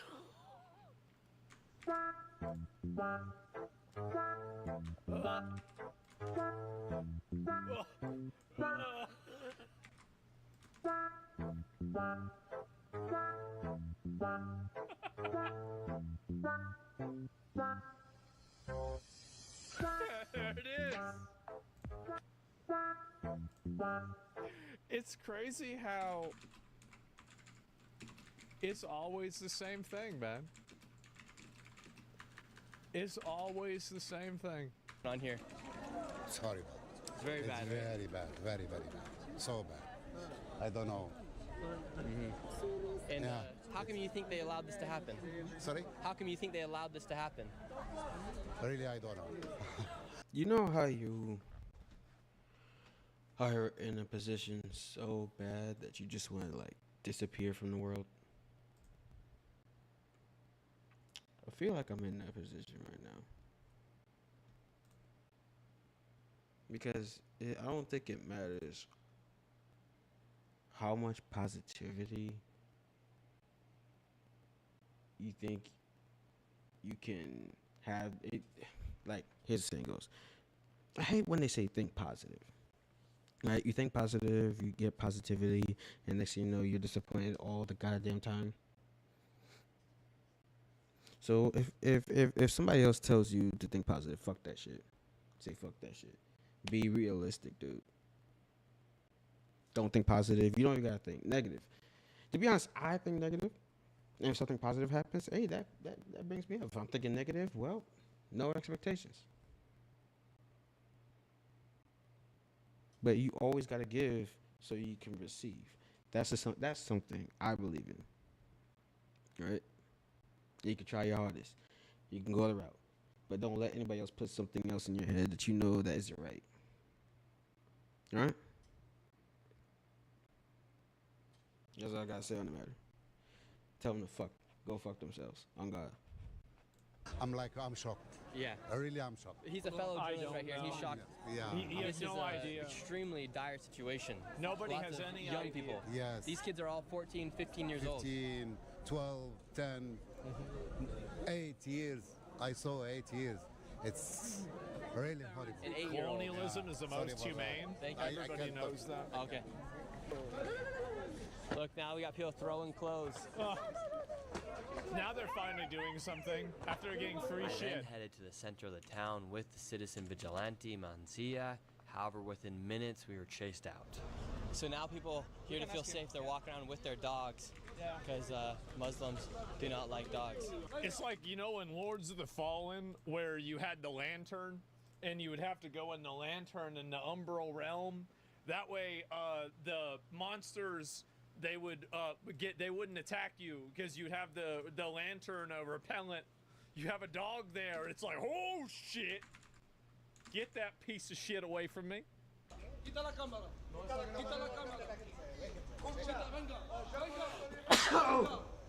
out, watch out, watch out. Yeah. Garlic the vampire, yeah. What's he doing? Now we got people throwing stuff at us. Oh, who does that? ¿Qué hizo? Look, he's got the rocks now. He's throwing rocks. Oh shit. He's throwing rocks. They're throwing rocks. You're gonna hit somebody's car. Oh God. I'm gonna That's what stab they do. both of you. Why? Why? Look, now we're getting like, he has a knife. That's the only time they're gonna do something is when they're gonna try and stab somebody. Oh my God. And there's Just the like police. that, we have finished our mission here in Spain. We showed you guys the truth of what was actually going on. And we finished with a nice. We finished with a knife chase down the hill. Yeah. And then got escorted back up to our car from the Spanish police. If you enjoyed Isn't the it crazy? The Spanish police, like, you think they're gonna go over there and arrest the guy with the knife? Probably not. They ain't gonna do shit. please give it a like and consider subscribing. We're so close to 2 million subscribers. This is Nick, and I'll see you guys next video. Holy fuck, bro. Like, what a shithole. Can you believe this? What a joke. Let me link you guys the video. Nick put this out today. Make sure to give him a follow and give it a like, right? I've been watching Nick Shirley ever since his first big video. I like him a lot. I think he's a great guy. And he's one of the only people that's trying to put this shit on the map that people know about it, right? Expose scammers in Barcelona. It all began in one of the most touristic streets in Barcelona. You can't go 5 seconds without an astronaut interrupting your meal and giving you a free bracelet. And when he was selling, there was some guys and they stole my wallet. And then oh, wow. Bracelets, and now? Wait. This was 9 months ago.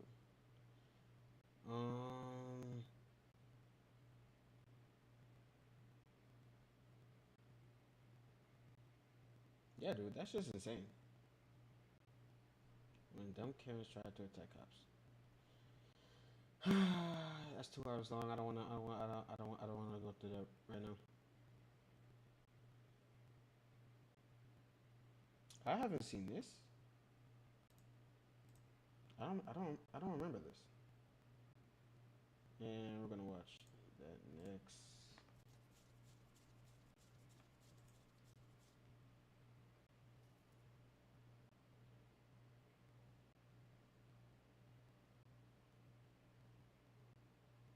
No one saw this coming. Let's go with that.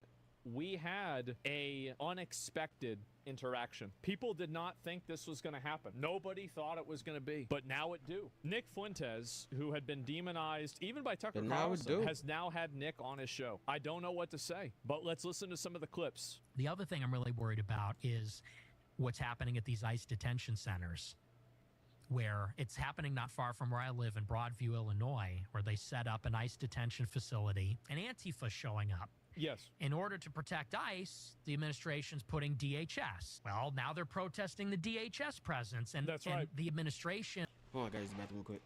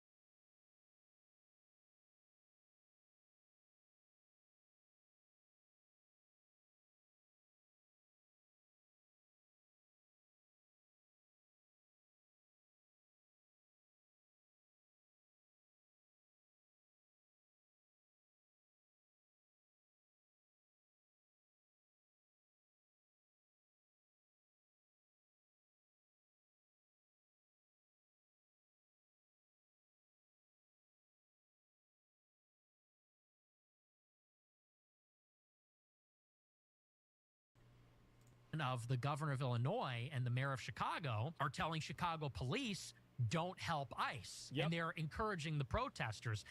And what I see there is like a level of tension that just keeps increasing. Yes. And there's leadership. There's civilian leadership on both sides. Like the governor and mayor, who are Democrats, won't back down versus a Republican president. There's security division too, the police versus ICE, the police versus DHS. You're right. There's a constitutional question about the federal supremacy, you know, and I see all the ingredients of like a low boil civil conflict, full-blown civil war. And I'm not that guy, but I see all the ingredients there for that to happen. So I'm deeply concerned about where that will go. How would you handle it if you were in charge?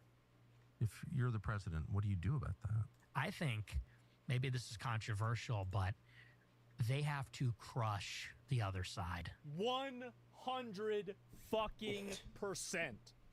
Absolutely. I didn't hear what he said.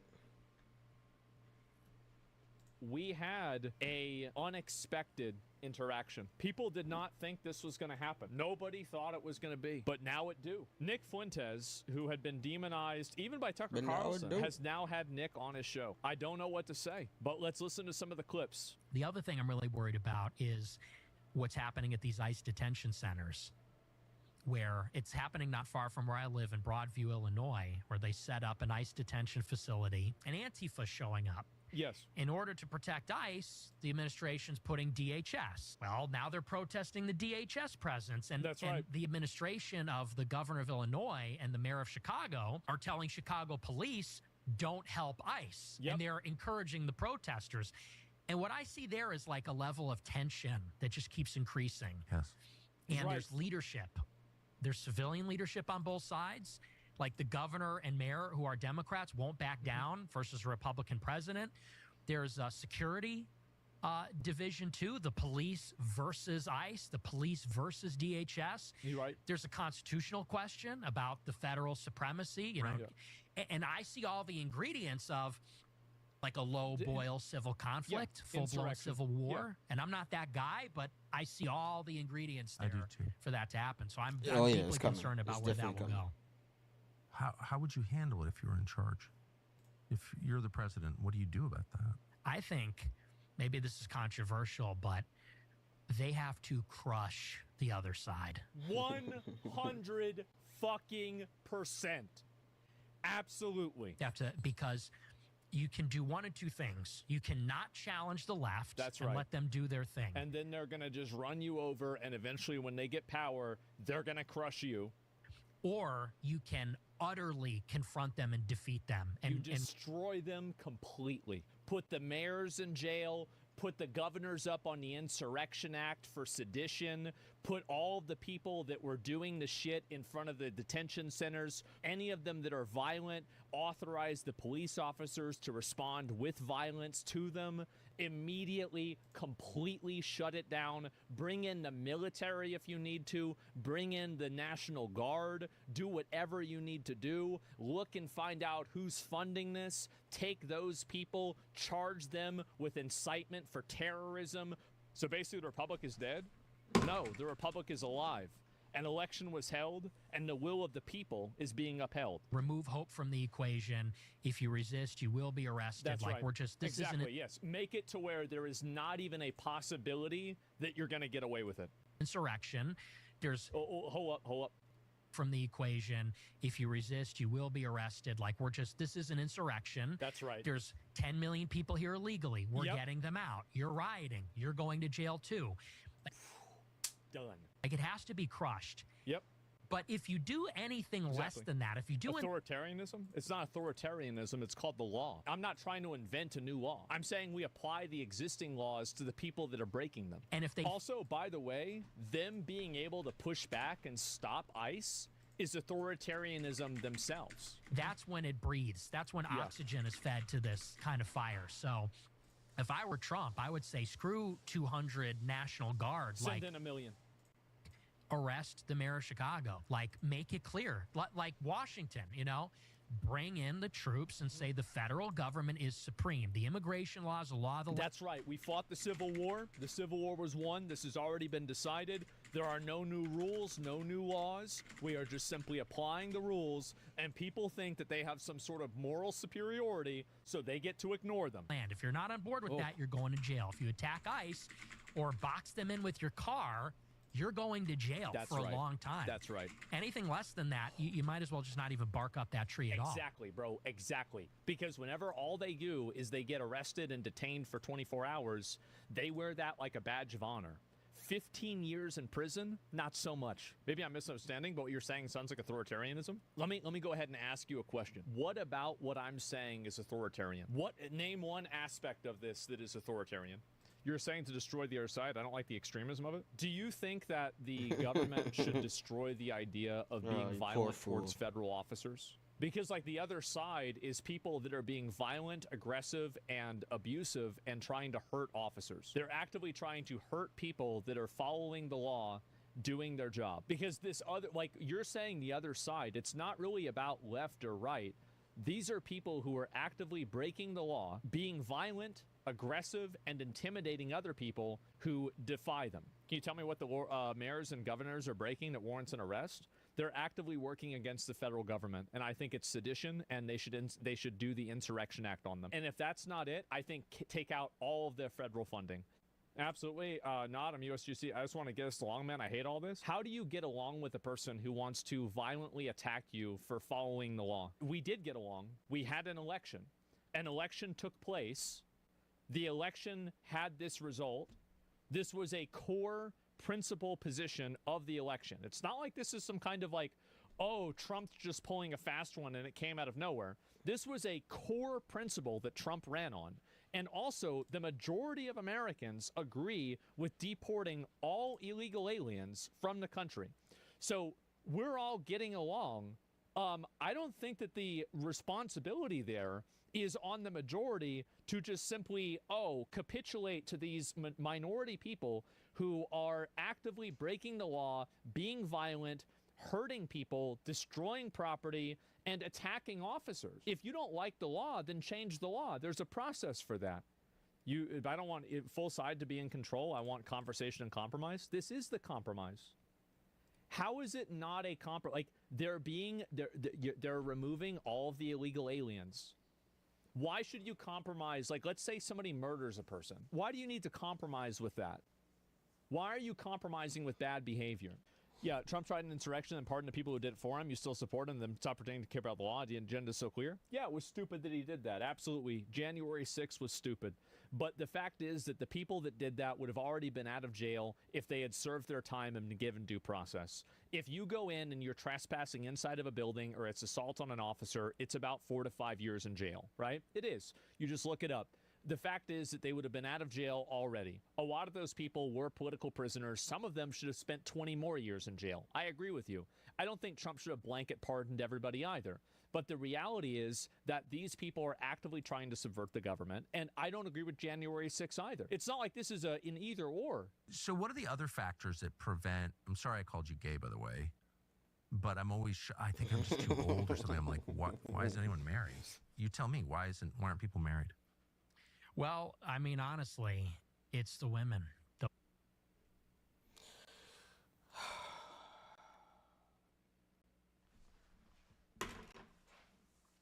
This video, I don't know, is speaking to me. The voices, for the first time ever, they agree on something.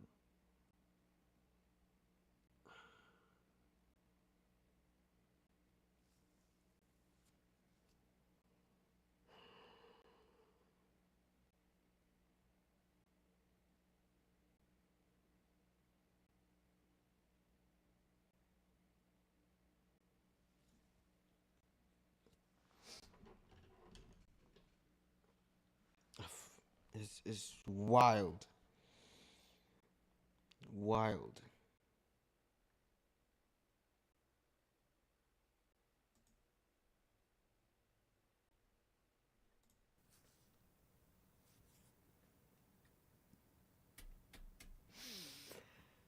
Man. Women are extremely liberal. No one talks about that. They're increasingly they do. It is true that women, like, how many of you guys have had to nerf your political views in order to be around a girl that you like that was more liberal? Yes? Okay, everybody's saying yes. All right, well, there you go. Especially after the last election, there's a 45-point difference between men and women. Yeah. The men are extremely conservative, increasingly. The women are extremely liberal. Exactly. What are they liberal on? What issue? Exactly. Like, you see this with the Free Palestine stuff. Like, it's just a bunch of screeching banshees. You even see it from the arrests. Like, 70-80% of the people that are in these protests are women.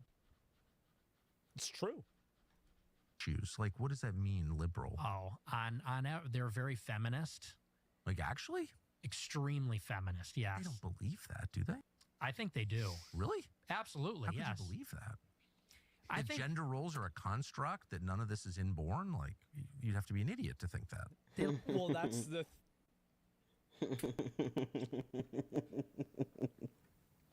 Yes. I like the idea of it. Roles are a construct, that none of this is inborn? Like, they're very feminist. Like, actually? Extremely feminist, yes. I don't believe that, do they? I think they do. Really? Absolutely, How could yes. you believe that? I That think gender roles are a construct, that none of this is inborn? Like, you'd have to be an idiot to think that. Well, that's the...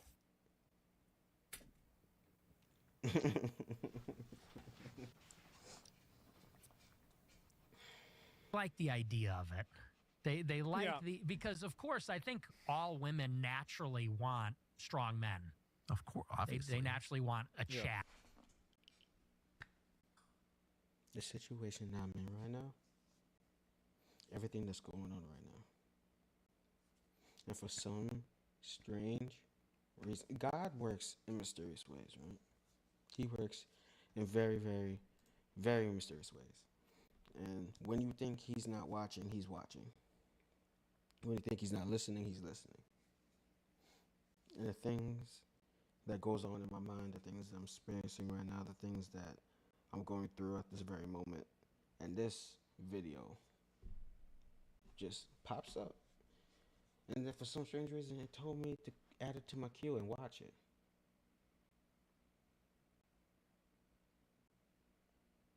And it's hitting every point. Every point. Every point. It's hitting it. Square on. It's not missing the mark. Fascinating. You know, they want like a tall, buff guy. I would say this is generally true. Obviously, like, there are exceptions, but I think that, you know, the way that things have been going for thousands of years is probably the way that things generally are. Yeah. But I think they like the idea of none of them want to work either. None of them actually want to work. That's what I'm saying. Of course, that's right. It's obviously true. It's always been true. Work outside the home. Right. They don't have enough work. I think they like the idea of none of them want to work either. None of them That's what I'm saying. That's what I'm saying. Of course, right. It's obviously true. It's always been true. Work outside the home. Right. They don't have enough work at home. You know, there's a lot to do. But no, I completely agree. So that's why I question, like, they're feminists in what sense? Yes. And, you know, they like these vague appeals to equality. We want a chance to work and we want respect. I think that the problem is that a lot of women nowadays want to preserve their privileges while also gaining equality in spaces that basically give them unfair advantages, right? So, like, they want to have, you know, preferential treatment through scholarships or preferential hiring processes through DEI, but they also want to preserve privileges, social privileges, like having the man pay for dinner or the expectation that a man will provide for them. Now, my opinion on this is that the way that we've been doing it for like hundreds, if not thousands of years, that's the right way of doing it. I think that if a woman wants to get a job and she wants to work for herself, that's a decision that she and her husband have to make. But I, as a guy, I would expect to provide for and take care of my wife, and I would expect her to, you know, provide for and take care of the house if we had kids, right? I think that is the success way to have a marriage. Now, I think that the problem is when you have people that don't have those same value sets. You have a guy that has a more traditional value set like I do, marry a girl that wants to have a career. Well, as a guy, you're an idiot for doing that. It's like, again, it's like what I always say, don't buy a bird if you don't want it to make noises. Like, you should, these are things that should be discussed before you even get engaged. So if you have this massive difference in values, this should already be, like, completely ironed out before you even get engaged, not to mention get married, not to mention have kids, right? So the problem, I think, really comes from there is a dual culture that exists. There is the traditional culture that exists that, you know, a man is the provider and a man is the person who has a job and a woman is the person who takes care of the home, takes care of the kids, etc. And some people think that's good. Some people think it's toxic. I think the only thing that's truly toxic is making somebody uphold one value, right? And then you have other people that think that it should be true equality, both people should work, and they should take their own share of these responsibilities. I think that both of these, again, can work. And I think that there are millions of cases of them working with multiple times, right? And so, like, millions of times, I mean to say, millions of times they've worked in both routes. But the problem and that the issue is not either one of these. It's trying to tell other people that they have to be one of these. I think that really finding people that are like-minded with you, because if you have to bend and try to, like, compromise with somebody on this, this is a problem that will probably manifest in 5 years, right? It won't manifest immediately, but it will manifest over time because you're fundamentally suppressing what somebody wants to do. So, yeah. And, you know, ultimately, I think the whole political system is just based around women never being accountable for any of their choices. Ultimately, that seems to be that's what abortion is. Yeah, of course. As 99% of abortions are elective. So they say it's an unplanned pregnancy. Yeah. You had sex out of wedlock with someone you didn't intend to have kids with. So now we have to kill the kids in the womb. Yeah. And, you know, these no-fault divorce laws. Active. With somebody on this. This is a problem that will probably manifest in 5 years, right? It won't manifest immediately, but it will manifest over time because you're fundamentally suppressing what somebody wants to do. So, yeah. And, you know, ultimately, I think the whole political system is just based around women never being accountable for any of their choices. Preach, brother, preach. Preach, brother, preach. I'm gonna have to go to town on this edit.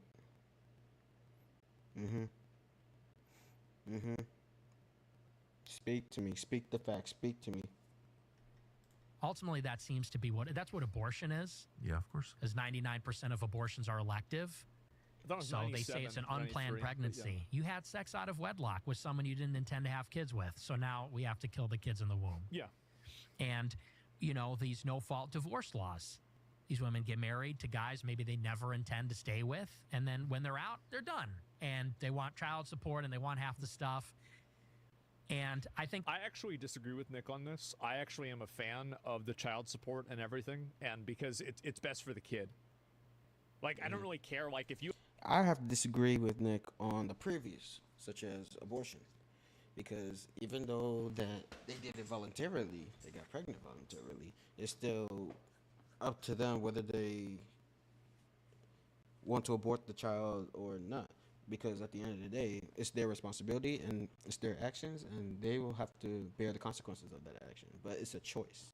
It's a freedom of choice. And it's not always going to work out because there's some conditions to where they have no choice but to abort because it could be a health issue or something significant. But that's where my that's where I go the route. But yeah, I don't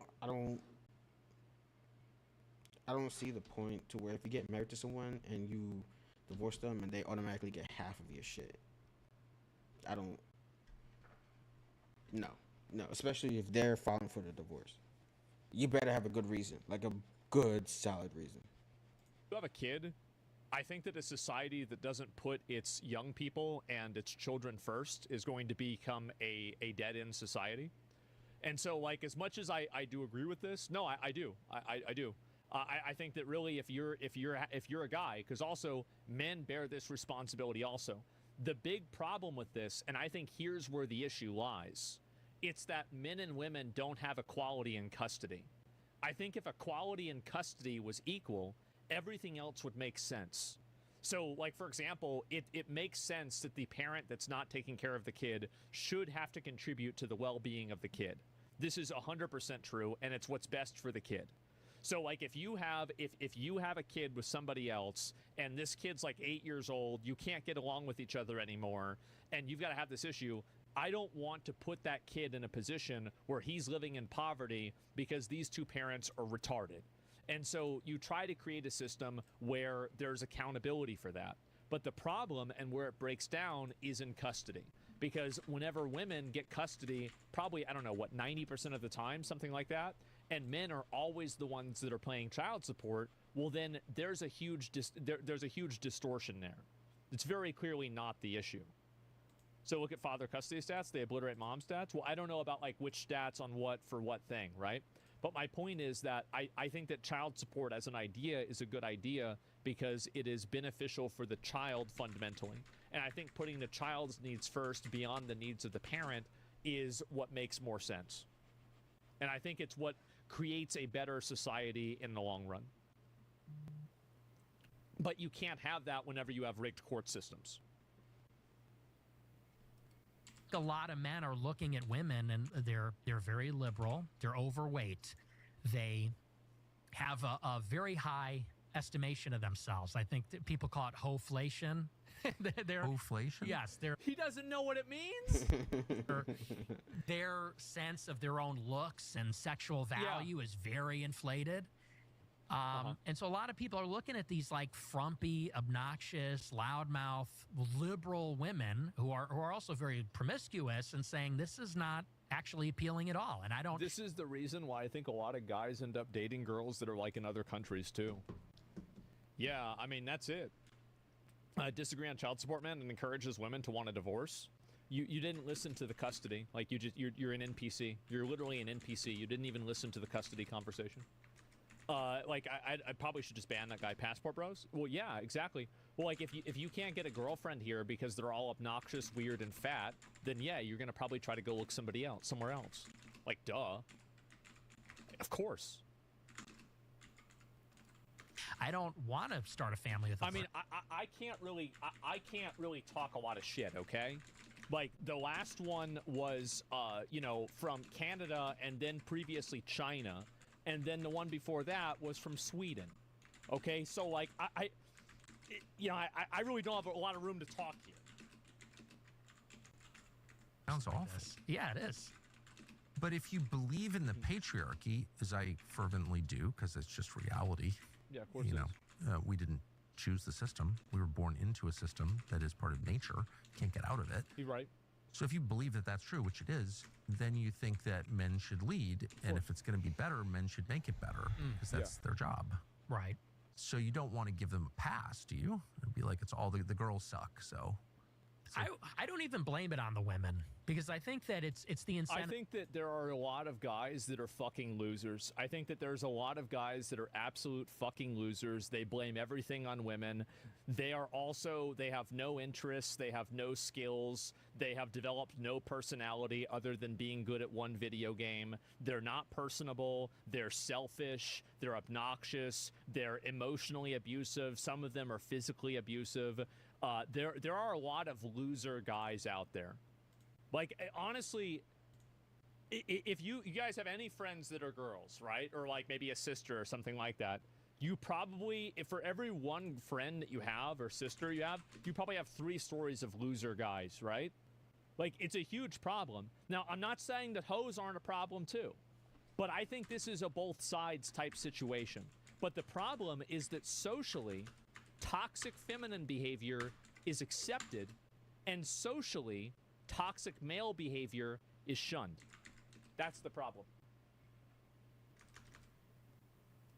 Of structures. You know, women are allowed to do this by the legal system, by loser epidemic? Yes. Kind of social norms. Technology is a big part of it. The attention that is available to women. That's right. Women go on Instagram and they get attention from thousands of men. Yes. So it's the incentives. But I would say that, because I hear this all the time, people say, well, the men need to step up and be better and lead the women. Yeah. Easier said than done. I agree. They just don't want to listen, bro. Sometimes they just will not fucking listen. You explain this shit to them that nope, they will not listen. Right. You know, of course I agree with that. They're at war with the system, and not even just the system, but also society.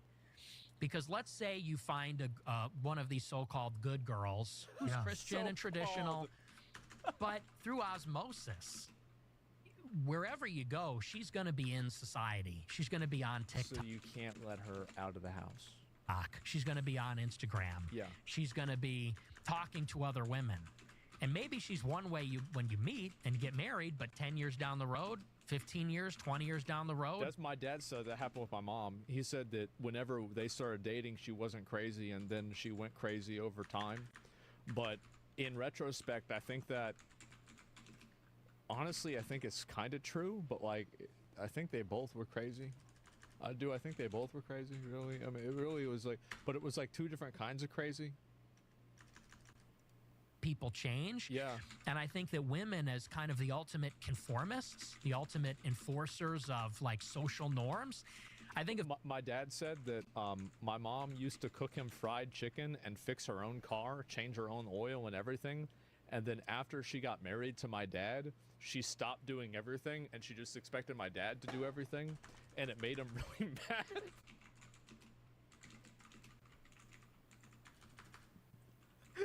He's like, I got paid and switch.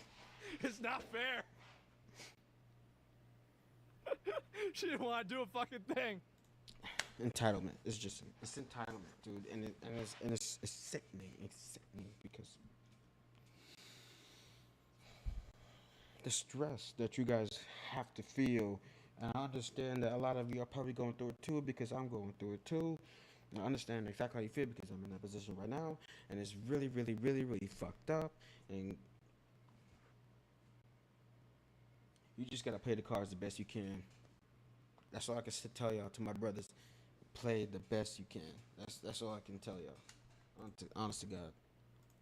Eventually, the pressure from society kind of gets to them. I think there's definitely. Have you guys ever had like you know, like a girlfriend or somebody or a girl you're talking to like, you know, like get influenced by some sort of like fucking social media thing, and then you know, it like changes the way that she looks at stuff, you know, or like she has some, or she'll like ask you a question, like sometimes, you know, whenever it's like, Zach, so if I died,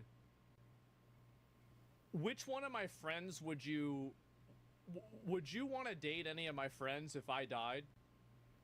And it's like, if you could put my personality in another person, in another woman's body, who would it be? I mean, oh shit, bro, are you kidding me? Like, never ask that.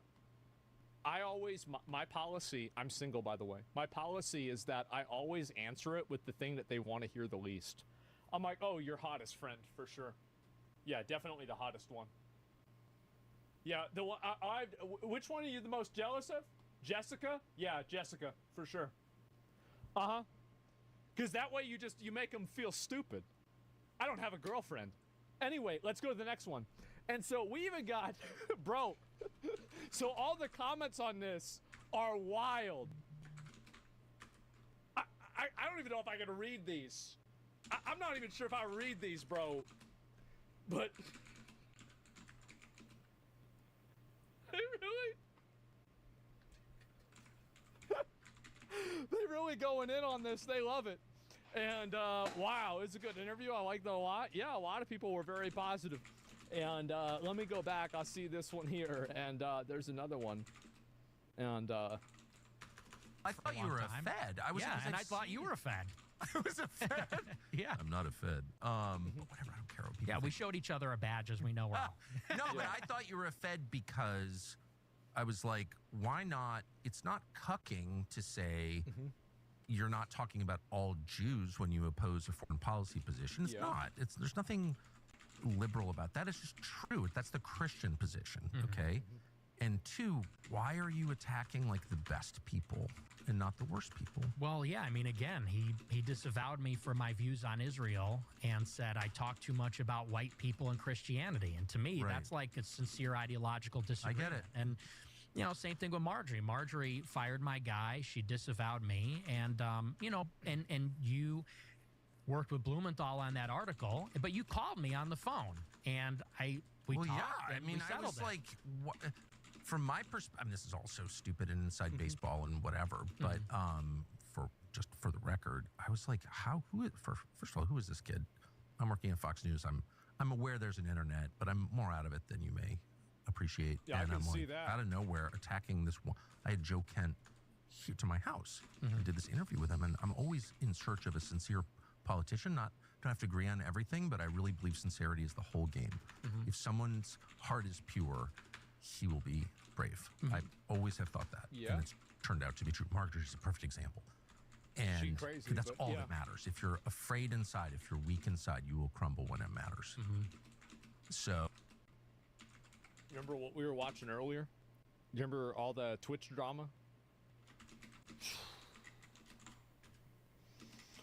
And there it is. oh, I really felt like, wow, Joe, don't agree with him on everything, of course, but I was like, this guy is really sincere. He's like a good person. And then you show up and you're like, he's a CIA officer, and I'm going to, I mean, he was a CIA contractor, but like really like crush the guy. And it's like, why, of all people, you agree on 90% of stuff? You know, that was my view. And I was like, well, clearly. Right. But you didn't know the whole story. I so, didn't. Oh, you're absolutely right. And look, and now that, and I want to be, I'm not trying to be combative. I think that. Go ahead. You're not hurting my feelings. I mean, no, I mean, here's what I'm trying to say is now that Marjorie is pushing in the right direction, I absolutely support everything she's saying. And I've not been critical of her at all this year. Yeah. Because I think that what she's doing is extremely courageous. And I think you're right. She is sincere. So it sounds like you're, not to put words in your mouth, but your life experience has left you so stung by the Republican establishment. You don't trust anybody, it sounds like. Well, no, I mean, these people attacked me when the rules were different, and now they got better, and now I'm good with them. I mean, I'm willing to be good with them. You can't trust them, though. You can never trust people that do that. Will roach out on you whenever it's inconvenient. Are going to do it again because things always change. Things will change again, and when they do, you're going to have to consolidate people that will be on your side. Now, you always have to work with people, but you got to keep those people at an arm's length. You always have to keep those people at an arm's length. You can't trust anybody? Yeah. But I think that I don't know if Marjorie still has a problem with me or not. Yeah, there it is. And, yeah, pull the listening device. A different. No, I'm just saying, like, let me see here if I can find it. And the Ben Shapiro. Oh, here we go. Uh-oh. Oh, boy. Here we go. Now we're getting into the, well, you know. I tweeted at Ben Shapiro. I said, you know, I've never seen anything on the Daily Wire that's actually critical of Israel. And he quote tweets me. And at this time, I have 1,000 followers on Twitter. How old are you? I'm 18. I'm a freshman. Still a freshman in college, yeah. And this is even before I started my show. He didn't like that. And I don't know, I probably got 100 likes on this tweet. It wasn't a viral tweet. Big one. He quote tweets me and says, to accuse a Jew of dual loyalty is the surest sign of anti-Semitism. And like, this is how it sort of begins. And I see this tweet. And by the way, that was on Christmas Eve in 2016. He immediately called you an anti-Semite. Man. So I'm driving to Christmas Eve Mass with my family. And I see on Twitter, the notification comes up, Ben Shapiro quote tweets me, calling me an anti-Semite. Uh-oh. And I was like, what is this? Like, why is this guy attacking me? You know, because I don't have a platform at this time. I'm not an influential guy or anything. Sure. And so then I put out another tweet, similar. I said something like, if you're China first, you should live in China. If you're Mexico first, you should live in Mexico. If you're Israel first, maybe you should go live in Israel. True. Abso-fucking-lutely. And again, it's got nothing to do with Jews. He quote tweets me and says, you're an anti-Semite. That same night? That's the kind of stuff that makes people. That's the reason why I think that there's so much legitimate bad anti-Semitism, is because legitimate criticisms of Israel like this, or people having dual interests or working in the best interest of Israel rather than America, that's what's caused so many of those people to become radicalized. That's exactly it. I think a couple weeks later. It's because you keep calling people that word, and that has nothing to do with it. It's the boy, a little bit further down the line. And so, were you surprised that he knew you were? Yeah, I was. I was surprised at why he cared. Yeah. Because I'm thinking, how does he even know who I am or what I'm about? Yeah, probably just saw it. And it turned out that Cassie Dillon, she had texted him earlier and she wanted him to take me under his wing. She texted him after that debate and said, you know, you really like this guy. He's amazing. He did this great debate. She goes, but he's a little too pro-Trump. He's a little too Trumpy. And he goes, I'll take a look. And so I guess the two of them decided were kind of like grooming me in a sense. They wanted me to go maybe and be a Daily Wire, or maybe looking me as a potential conservative activist or influencer. And so they started paying attention to me, and the more critical of Israel I was, I started to get this really intense pushback from the both of them and from a lot of the people at Daily Wire. Why do you think, so you're an 18-year-old college freshman, you're clearly talented and you're engaged, you're really interested, and you ask not crazy questions, like, what is this? Well, they are crazy questions. In a crazy world, a normal question is crazy. That's the problem. Is that you live in such a radicalized, distorted reality that even something that's rational, natural, and normal to ask becomes insane. And rather than explain it, they just call you a racist, call you an anti-Semite. Like, that's the first... Well, that's the way that they do it, is they just shut down conversation. It's the same as left-wing people do. I mean, right-wing people do it too also. But I feel like, you know, systematically, I feel like left-wing people have kind of had the advantage on this for a while. Response. That seems like the least effective... Well, it turned out to be not very effective in your case. But that seems like the least effective thing you could do. Why do you think they did that? Just in the opposite way.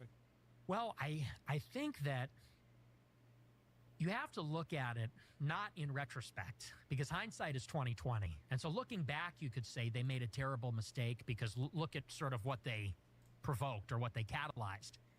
But at that time, you got to consider, I'm 18 with no following, with no network. I'm coming from the suburbs of Chicago. My parents didn't go to college. I have no connections. And so for them, it was very easy that if they detected that a promising young guy was going to become anti-Israel in the conservative movement, just stomp him out immediately. They could crush that person easily and grind them under the heel. So they sort of were alerted, oh, there's a precocious young guy that isn't on board with Israel. We'll keep an eye on him. And if he gets too vocal or popular, we'll cut him down. We'll crush him. Because this happens everywhere. It's very obvious. People wanting... It's the same thing I said before about Twitch streamers trying to shit on new streamers coming up because they want to maintain their hegemony. That's it. At this time, as you know, in 2017, it's a very different time. 2016, 17, any criticism or dissent on the subject was a death sentence. You became radioactive, unhireable, blacklisted, and that's exactly what happened. Oh shit! I got an important call, y'all. I'll be give me 1 minute. Give me 1 minute.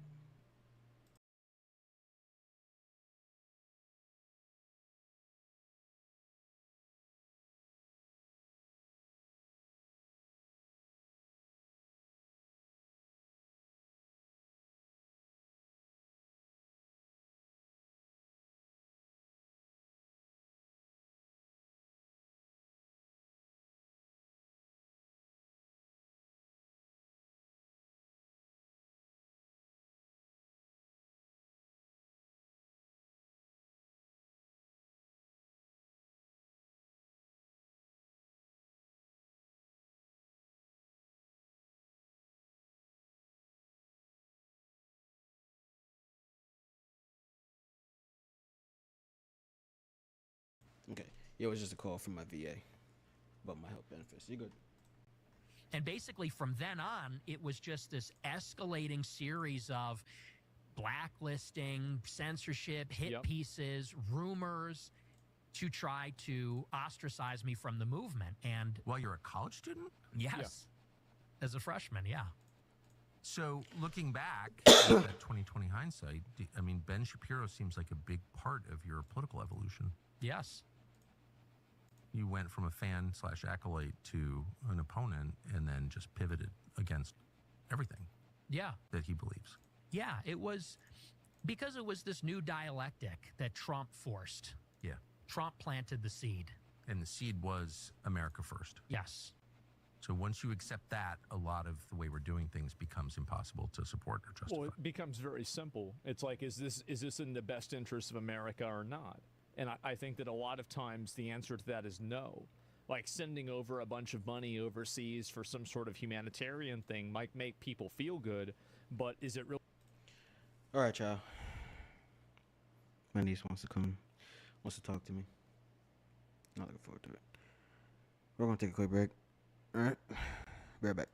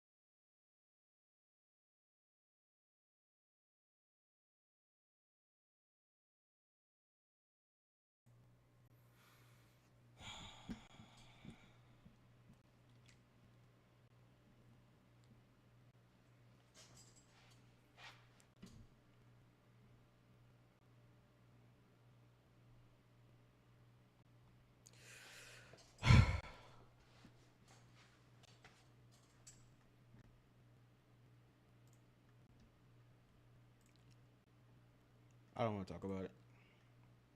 Really, the best thing for America to be doing? The answer to that is probably not really. Right. The contradiction becomes apparent. It gets moved to the center, and it becomes unignorable if you're consistent. Yep, America First was common sense. Yeah, of course it's common sense. Yeah, duh. And Nick Fuentes is an America First. He's a fucking bullshitter. Yeah, people are going to think... I mean, you think whatever you want. I mean, I'm not going to get into that. Yeah.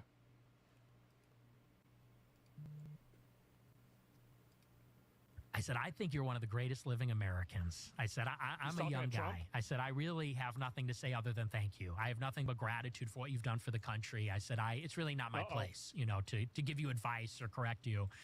And he said, no, don't be bashful. Tell me. And the story that I brought up was, this was really what sent me. In the first Fox News debate in 2015, in the Republican primary, Bret Baier, the first question, said... Why are you calling him fat? Oh, no, this one. Raise your hand if you will not pledge to support the eventual nominee. Yes. And Trump raised his hand. Oh, so a little bit of context. People might not remember this. So they asked, they asked every single candidate to raise their hand if they would support the Republican nominee for the fucking 2016 election, regardless. Every single person raised their hand except for Trump. That was the actual question. Because that's what he was saying. He said, you know, if I don't win, I'll run independent and I'll make Republicans lose. Yes. Fuck them. And so I brought that up and I told that story and I said, you know, I feel like what was inspiring in 16 is that you were willing to let the Republican establishment lose. Like you were serious about... That's right. That's right. Because if you don't get what you want, you will burn the entire motherfucker down. And unless you do that, people will prey on your ability and your unwillingness to do that. That's it. Blowing them up. That's right. Such that you are not going to say, like Pat Buchanan, who I respect, but Sam Francis acknowledged that was one of his great mistakes, was ultimately endorsing Bush. I said, it showed you were serious. You were playing to win. Yeah. Because you said, I will let this Republican Party crash and burn. I want to run as the Republican, but if I can't, I'll run independent. I said, and that's how I knew you were serious. And that's how I knew you were the guy. I said, and I feel like lately, this was right after Ronna McDaniel became the head of the RNC again. I was like, I feel like lately you're just behind all these people. I said, we're not here for Kevin McCarthy. We're not here for Ronna McDaniel or Mitch McConnell. I said, we are here for you. Like, we will die for you. We are loyal to you. I said, and when you did that, that showed you could win, and we rallied. I said, so I want to see more like that. I want to see you hit DeSantis, let's say, who is running against him. And he was like, oh, okay. He goes, oh, so you like that? It was right after he called them DeSanctimonious. Yeah. I said, that was awesome. You should have kept hitting him. He's like, oh, you like that? He goes, this guy's hardcore. I like this guy, he was saying about me. And so I was trying to just get his mojo back, you know, and, you know, gas him up a little bit. And yeah, I think he's like that now again. I think for a while he was kind of a pussy in his first term, but now I think that he thinks that he has some like mandate by God or something. He's like, I need to go to heaven, so I have to stop all of the wars and do all of this bullshit. So that's how it went between me and him. And he almost died. Yeah, there's nothing to lose. Exactly. Mandate for Israel. Look, I'm not a fan of that either. Dang, at this point. Well, he was he was beaming with pride because Trump turns to him and says, who is this guy? This guy's great. And he was like, right? And I was like, this is amazing. Did you call your parents from the parking lot? Oh, yeah. Yeah. Man. You'll never believe. Yeah. So he met Donald Trump with Kanye West? If everything is inherited, then there's no hope for the continuation of America. Mm-hmm. Do you see that? Yeah, I don't think it's genetically inherited. And what you're saying about putting aside the tribal interest for the corporate interest, that's absolutely the case. And that's the only way the country's going to stay together. Exactly. And that's my concern. And I absolutely agree with you. I would say, though, that the main challenge to that, a big challenge to that, is organized Jewry in America. How many views does this have on YouTube?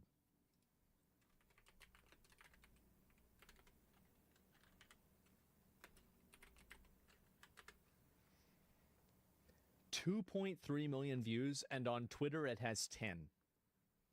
Like, this is something that's probably been seen 20 million times.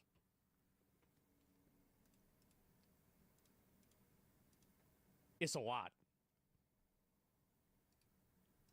I think Bill Ackman is capable of that. I don't think Sheldon Adelson is capable of that.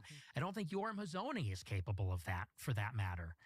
And many other, on the right and the left. And I see Jewishness as the common denominator. And you're right. It's not all Jewish people feel the same way. No one would say that, but that does seem to be the common denominator. And I just feel like it needs to be called out explicitly. And I like what you said. If the other day, if you're serving in another country's military or have dual citizenship, you really can't be a part of this project. Well, that's obvious, right? Say it's obvious. Say it's obvious. And that's an easy one. Duh, of course. Yeah, you shouldn't have dual citizenship. Duh, of course.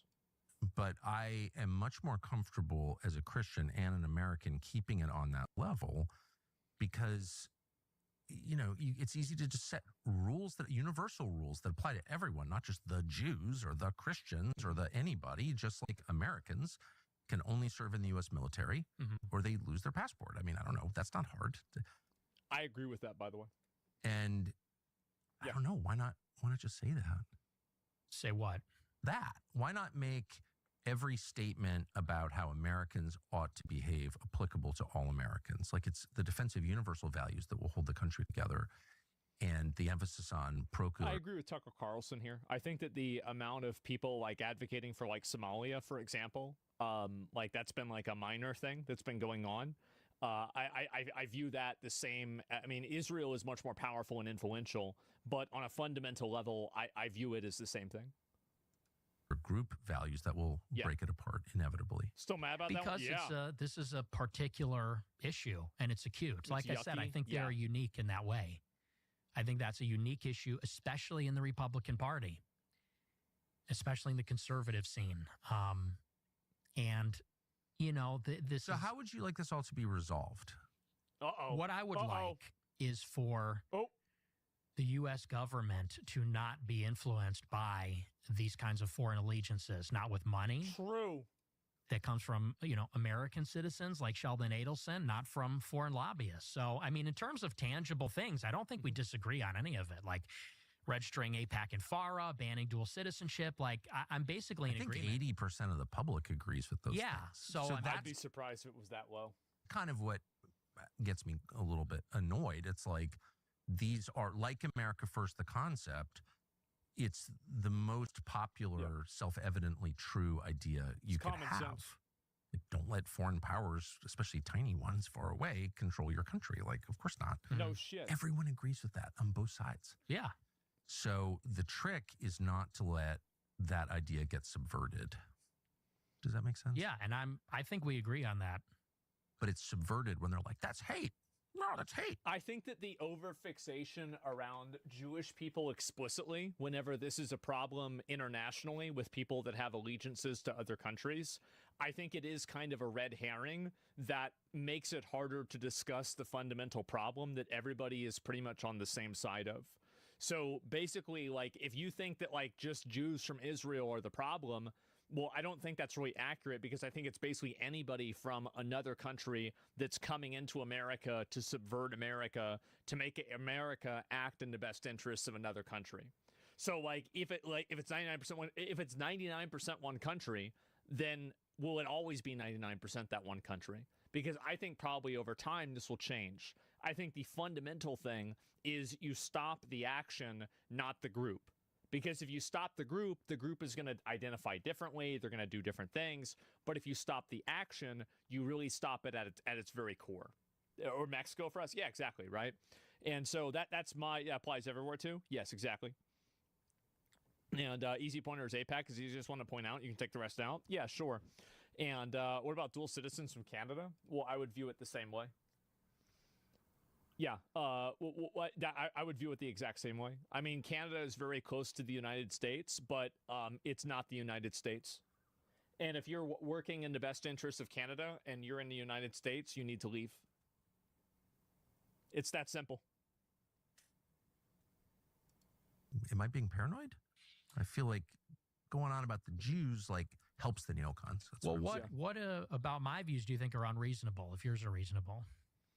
I think, again, I don't think it's cucky. I think it's reality to say that guilt is not inherited. Blood guilt is bad. One of the reasons that I'm mad about Gaza, I think that any type of blood guilt that you put on people, like, oh, you're guilty for this because of like what your parents did or what your, like ancestors did. I think what's going to happen with that is that it will radicalize people in the next generation, and then it's going to create a lot of big problems. It doesn't create a problem immediately, but it will create problems over time.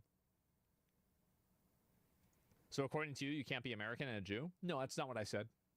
Actually, I'm not even going to respond to your question because you literally just you just took what I said and then turned it into something I didn't say. Just going to perm ban you? Yeah, I mean, I just didn't even say that.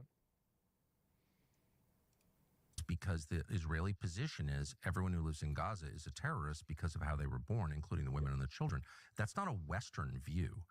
That's an Eastern view. That's a non-Christian. That's totally incompatible with Christianity and Western civilization. Yeah. They say, we're the defenders of Western civilization. Not with that attitude. You're not. Collective punishment is the enemy of Western civilization. Yeah. Yeah, it is. It obviously is. It's very bad, and it's bad with anything, right? And so, yeah, it's exactly it. And what's surprising again, you had write something that dumb. I know it's insane, right? I disagree. I have dual citizenship with Poland and the U.S. It's way more convenient for many reasons. That's fine, but you're not going to run for office. Like, I'm not saying you shouldn't be allowed to have dual citizenship. I'm saying that if you run for public office or if you serve in a foreign military, you shouldn't have citizenship. Like, these are two very, very different things. Like, I'm not saying every single dual citizen has to get deported. That's retarded. No, I'm saying that if you are doing something that requires you to put the best interests of America first, then you need to renounce your citizenship with every other country. That, like, this is the most reasonable and common sense position that anybody could ever have.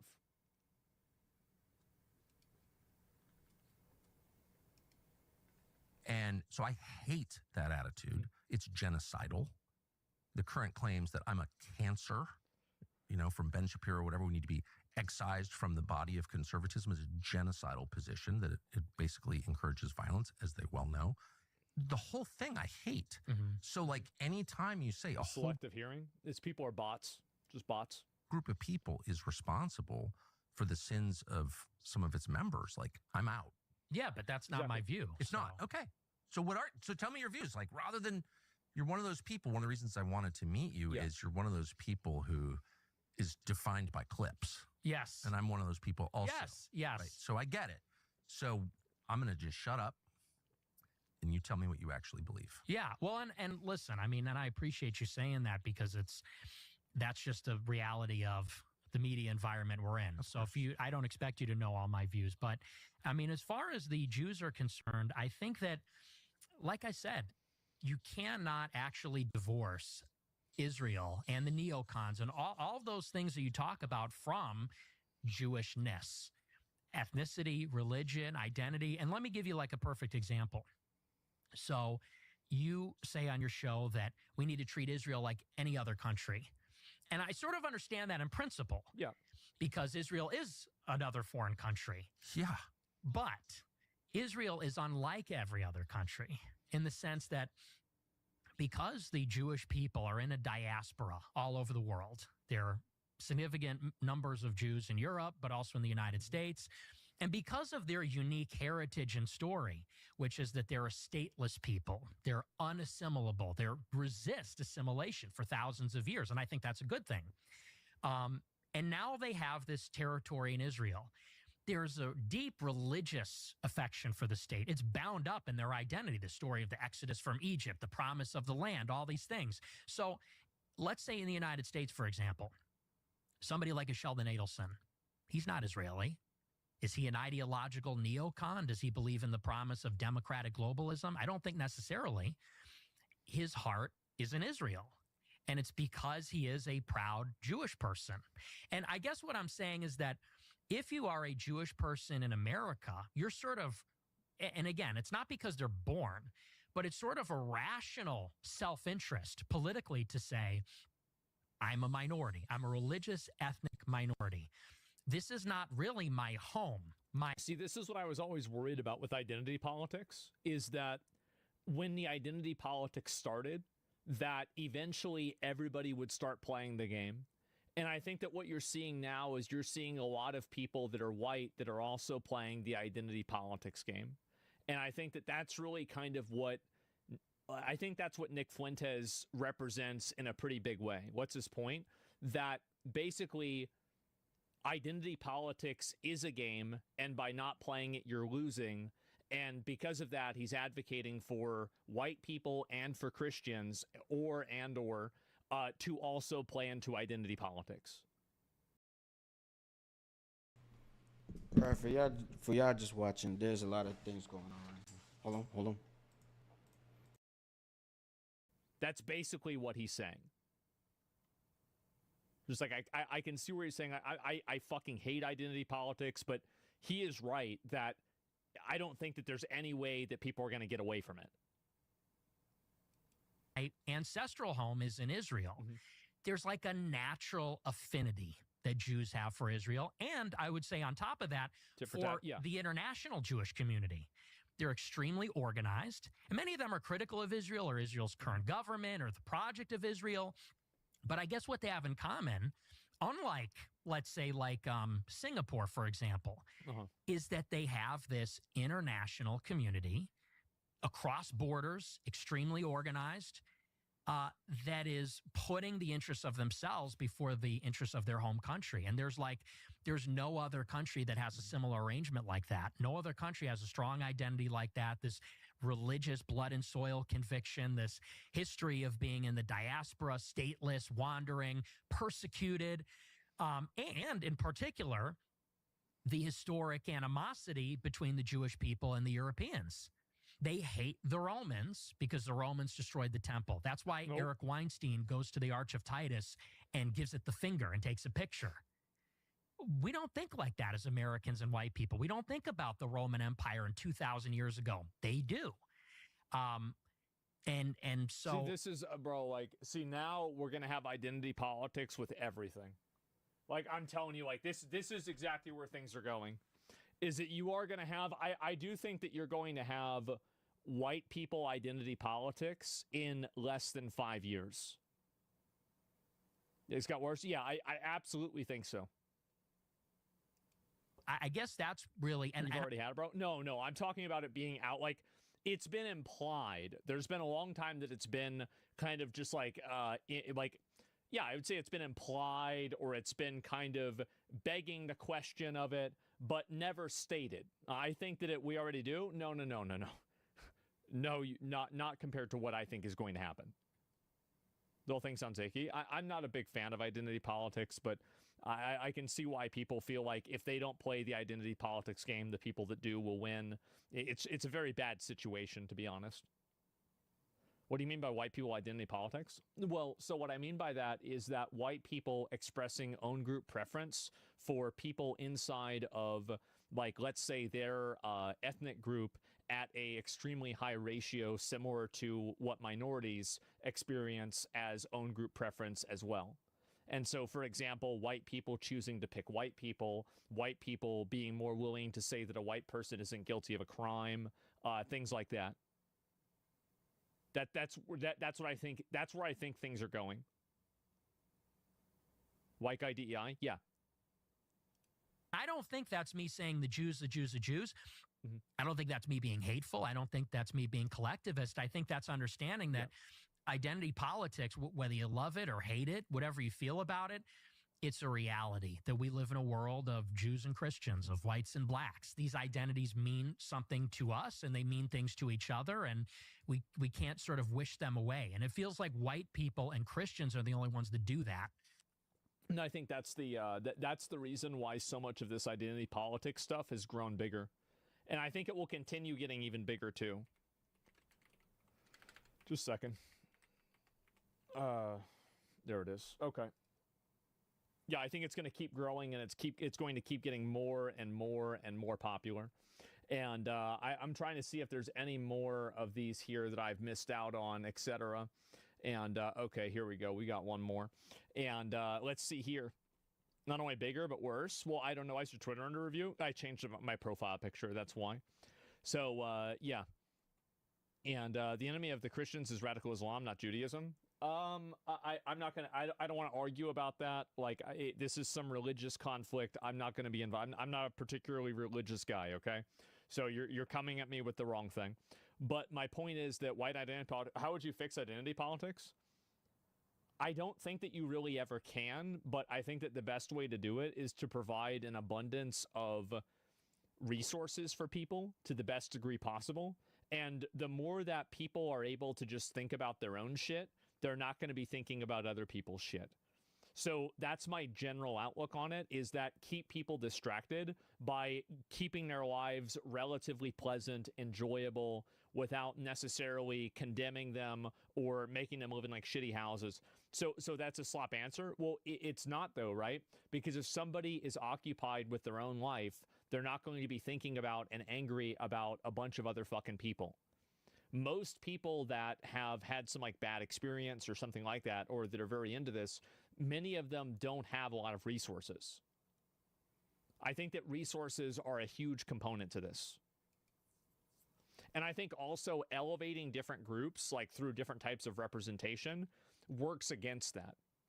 So like, for example, like in my opinion, I think we had less racism in like 2004, minus like maybe I guess probably Arabs because of 9/11. But minus that, we had less racism, less genuine racism than we do now. I think now we have way more racism. And the reason why is because people were treated generally the same. You could make jokes about different stuff and people knew that it was being done in good faith. But whenever you had the inmates take over the asylum, that's really what it is. So yeah. Tropic Thunder was peak society? Yes, Tropic Thunder was the pinnacle. Everything before that was leading up to it. Everything after that was falling off of it. That was it. Has an identity politics. So you guys got to understand, right? I've been through my fair share of stress. I usually just tough it out. Don't talk about it. Suffer in silence. And just keep it pushing. But there's only so much you can hold in, if that makes sense, before the voices in your head start getting louder.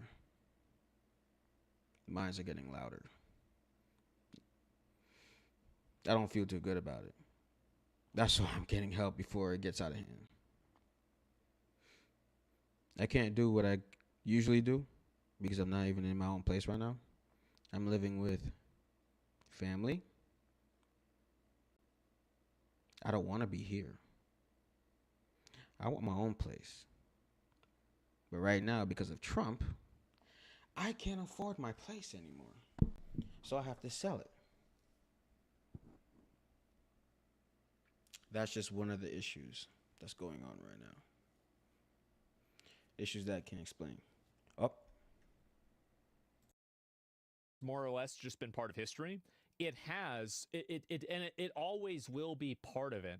But I think that like you can solve a lot of identity problems through class-based solutions. Does that make sense? So like, for example, like I don't agree with affirmative action based off of race. Like, so for example, like just because you're black, I don't think that you should get any advantage in a hiring process or in a scholarship process or in a college application process. Now, I view that with women, Asian, Indian, anything like that, right? Everybody should be treated the exact same. However, I do think that if you're from an underprivileged family, for example, like you have less money, I think that is a tangible thing that can be quantified and you can say this is a genuine disadvantage and we need to give these people a little bit extra help. And I think that those tangible advantages will disproportionately help minorities like black people. Like they would disproportionately help black people way more than they would help white people, at least per capita. But does that make it a bad system? No, it doesn't. It's the same as having a law. If a law arrests a lot of people of a certain demographic, that doesn't make the law bad or racist. No, it doesn't. It's the same as this. Just because you have a system that benefits one group of people, you should look at what the intent of the system is and is the idea good rather than is the group of people that it affects good. That's the big problem. So that's the way that I look at it. So I agree with that kind of identity politics in a way, but I think that, again, if you approach it from a class-based perspective, you can nerf identity politics in a big way. I think that you will never get rid of it, but you can make it less consequential. Do you see kind of what I'm saying? It means they should stop being criminals? Well, yeah, exactly. Right? I mean, it doesn't matter. Like, if you do a bunch of arrests and you're arresting everybody for shoplifting, I don't care if every person you arrest is Mexican, white, black, or Indian, or Asian. If every single one of them is one of these races, then they all still stole shit and they should go to jail. It's that simple. So it doesn't matter really kind of what the results are demographically for a change. You should look at what the change is, and does the change lead to a more harmonious and a better society? And if the answer to that is yes, then you should apply the change regardless of who it affects. We kind of went full retard? Yeah. It's basically like people are using inverse logic to determine whether ideas are good or not. As a naturalized citizen, totally agree. Yeah, of course. If you do it by money only, it catches people that have fallen on hard times, not leaving some behind because of their color. Well, it depends, right? I mean, I think that falling on hard times is very quantifiably bad. Color is less quantifiably bad. I do think that, like, for example, like minorities, especially blacks, have had systematic, like, there are ripple effects of systematic racism that the black community experiences even today. I think this is true. I know this is going to be an argument. A lot of people are going to disagree with this, but I do think that it's legitimately true. But I think that the way that you solve those problems, the way that you deal with that, is that you approach them from a class-based perspective.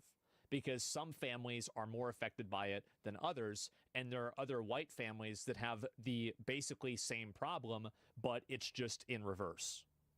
Do you see kind of what I'm saying? So, like, Asians get a lot worse overcoded? Yeah. Having tooth problems in the chat ain't ready for it? Yeah, exactly. Are Indians Asians? It depends, right? And so that's really the way that I would look at everything. It was almost an overcorrection. Yeah, I think it was an overcorrection in a lot of ways. Absolutely. Race is a correlated statistic for class. Yeah, well, I mean, and I think that really things like that should be class-based. So I'm not against the idea of affirmative action. I'm just against the idea of it being race-based. That's all. Or gender-based or sex-based, right? Or sexuality-based, excuse me. Marxism is showing. It's not Marxism to think that people that are poor should have a little bit of a help. I think the fact is that that is the American dream. That is fun. And if you don't let people be able to pursue that, I think that you have a sick society. You have a society that are, you know, there are a lot of societies in other countries that are like this, and I don't want to live there. Is that socialism? Social security, you could say, is socialism. The idea that something is bad categorically because you could describe it as socialism is lazy, brain-dead thinking. You should look at what a system is this system beneficial or not, rather than tying your beliefs to a preconceived notion of a blanket term. That's what I think. Let's keep going. How do you explain Mike Huckabee, Ted Cruz, and there are a lot like that, John Bolton. I mean, I've known them all. George W. Bush, like Karl Rove. I mean, all people I know personally who I've seen like be seized by this brain virus, and they're not Jewish. Most of them are self-described Christians, and then the Christian Zionists who are, well, Christian Zionists. Like, what is that? Right. And I can just say for myself, it's a perversion of their religion, I think. It's people that think that, Jews are God's chosen people or something like that, and that's the reason why. I think that even the concept that God has a chosen people, no, he does not. This is sick. It is a sick mentality. It is a sick mentality that can be used to justify infinitely many horrible things. And if you just look at history, you'll see that I've been right about that every single time. I dislike them more than anybody. Because like, they're imposters. What? Because it's Christian heresy, and I'm offended by that as a Christian. It is. That's why. So I don't, like, why not? Like, I'm pissed at heresy, the neocons, brother. Very pissed. I've said that a million times. I've been mad since December of 2003 when I went to Iraq. And so, like, I went and asked straightforward questions to Ted Cruz, because that seemed like there's a sitting Ted Cruz is totally captured by this. It's very disappointing. Who's like serving for Israel by his own description. He seemed like a worthy target. I'm not going after MTG, who's like the most sincere like, why not go after Ted Cruz? I don't understand. Yeah, I think he's right about that. Yeah, Ted Cruz definitely cucks too much for Israel. It's pretty fucking obvious. I can't see how anybody would see otherwise, if you want me to be totally real, right? They have evidence against them? Maybe, I don't know, right? I have no idea. And let me see if I can find a few more of these here. And all right, we'll do, okay, we'll do 2 more. How about that? 2 more. Not expressing, and I just view that as like, That's the beauty of it. I see, the way I look at it is like when you look at your favorite TV shows, right? The Sopranos, Breaking Bad, it's like the wife is the villain because it's like the main character, if the wife could just get out of the way, would be running the show. And that's kind of how I feel like Ayn Rand, I agree with her about this. She said that the wife's role is like hero worship.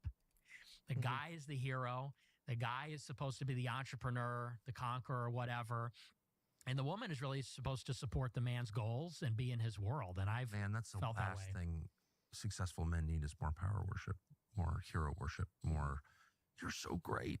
When you get that at work, you don't want that at home. You become an unbearable asshole. And then you fall prey to what destroys every successful man, which is hubris. Like you mistake yourself for God. You need someone who's not interested in what you do at all, only interested in you. And that's how you become balanced and wise. That's how you know your own limits. Because the ass kissing is what kills. I think this is something where both people are right. Where, like, I think what Tucker Carlson is saying is true. Where, like, you get delusional if you just have people only gassing you up. But I think it's also good to have your wife or just, I mean, this is not even just about a wife. I mean, I think a husband should be supportive to his wife too, right? It's just a different dynamic. I think it's both of these things are true. It's not, I mean, you had someone come to murder you at home. It doesn't seem to have affected you that much. And if I were married, dude, she would never let me hear the end of it. Well, that's probably true, but that's not what destroys men. It's not adversity that destroys men. It's comfort and flattery that destroys men. Man. I was just thinking of something that happened recently. Right? That's what happened to King David. It's what happens to them all. Yeah. You're so great. You can never go wrong. I just feel like we have I don't feel like we have an abundance of affection from women. Yeah. You know what I mean? Like in terms of where the pendulum is at, I feel like the women are very unloving to the men. Damn. That's why like they don't cook.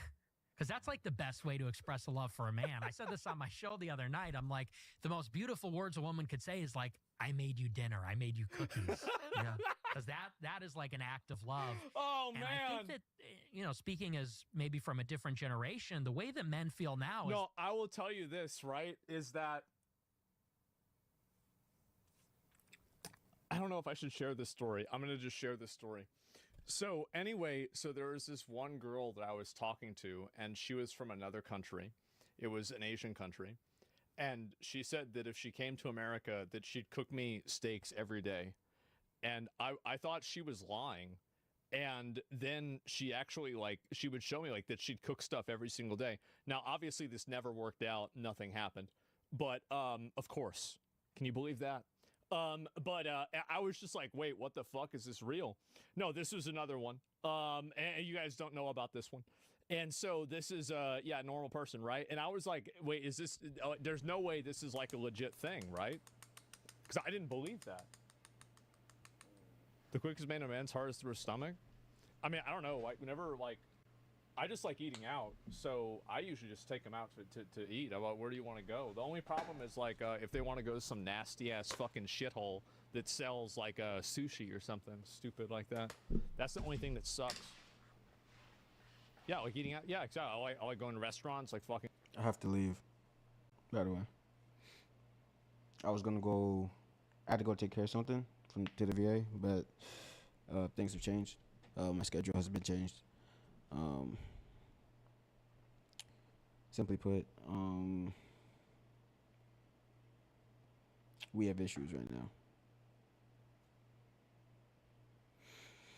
So I can't stream as long as I wanted to at the moment. I could probably do it to like the end of this video because I still have other things to do on my computer. But technically speaking, you know what? I should just, hold on. I just put it in chat. Fuck it. and go like I don't know, like Golden Corral. I don't know, like a KFC. Like Texas Roadhouse. You know, women are not really providing too What's wrong much. with sushi? It's fucking disgusting. It's fucking no. They expect so much from the men. They want the man to be rich and provide. Yeah. Yep. They want the man to be fit and a real leader and a real man. They also want to split the chores with the man. They want the man to do half the laundry and half the dishes and things like that. And it's like, all right, I'm gonna let you go. so what do you do all day? You're on TikTok. You're like doom scrolling and eating Cheetos. Like what actually are you providing in the relationship? So I just feel like in terms of the deficit, it's like women. See, we gotta get those robot waifus real quick. Are very we gotta get this locked emboldened. They're too, I think, assertive. Always giving their opinions, always critiquing, always, you know, I think that they're very bold right now. And I think, and sarcastic. Yeah, there was one that she told me that she says, I'm like, you know, whenever we go out, you don't really talk at all. And she's like, well, whenever I'm out on a date with a man, I just, you know, I figure he doesn't really want to talk to me and I'll just wait until I'm spoken to talk. And I'm like, wow. Like what? Wait, what? Like, I didn't even know that was a thing. I think that's a big reason why they're not very attractive. That's a slave? I get it. All I would say is that in a happy marriage, all of that goes away. There's no arguing about who does what. People fall seamlessly into the roles they were born into. If anything, I might just have to start streaming on my phone. They express love in a whole bunch of different ways by serving each other. That's gonna be my first attempt streaming on my phone. And, by the way, and all of that. I've never done that before. Obnoxious, Ever. entitled, I don't even know like all the that setup crap for it. just disappears. Anyway, I think he's probably right about that. I mean, you've got to have somebody that's a teammate, not a fangirl, right? I think that's definitely it. Absolutely, for sure. And this is the old one. Tucker Carlson says pornography is not just sabotaging homosexual relationships, it's making people gay and trans. He's not wrong about that. I want to keep this in mind. We still have 3 more years of this shit until the next election. And then after that election, 4 more years of that shit. Exactly. Oh yeah. When I had my own space, I was in my own conscience. It was peaceful. It was nice. It was so nice. And then Trump did fuck me. Unintentionally, he did. He fucked me bad. The taxes alone was too much for me to bear. And with me losing my job because of beef that I had no issues with. Apparently, this was long beef before I even got into got my position.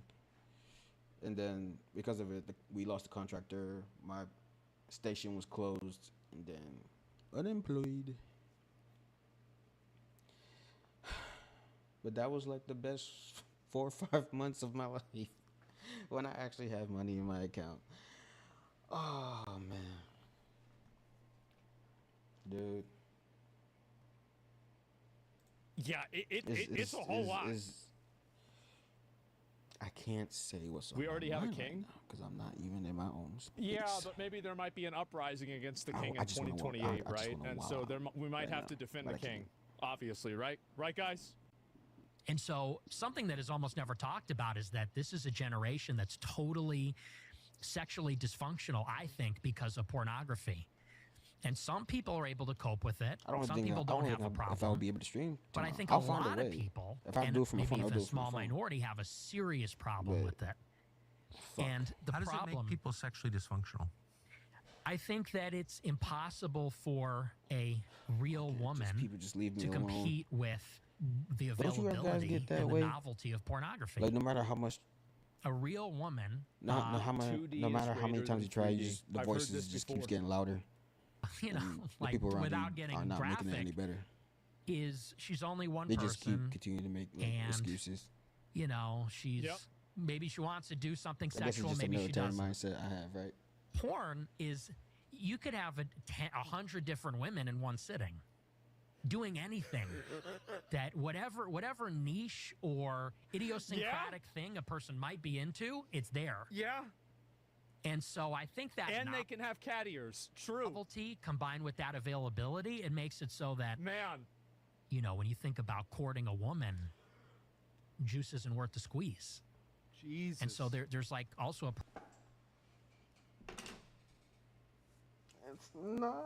It's not worth it. It's not worth it, bro. It's not. It's just not. It's not. It's not. And I've come to terms with it. I'm cool with it. He said it. He said it.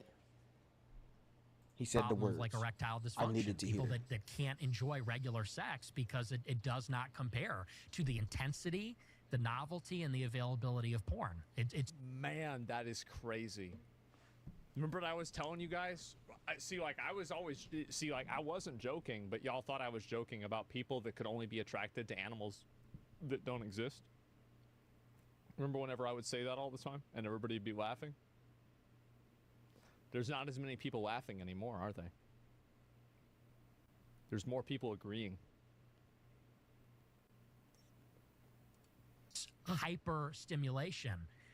And so I think that's sabotaging a lot of normal sexual relationships. It seems like it's making a lot of people gay, too.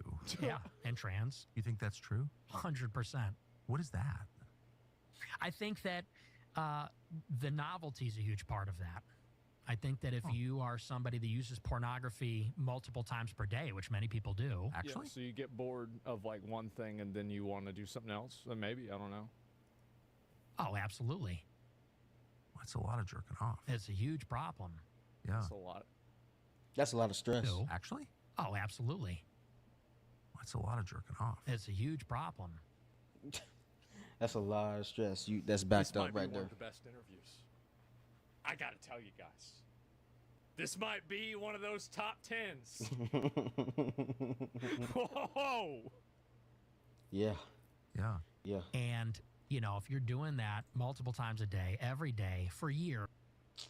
Fuck, I keep forgetting this thing freezes every time I come out of full screen. Give it a minute, hold on.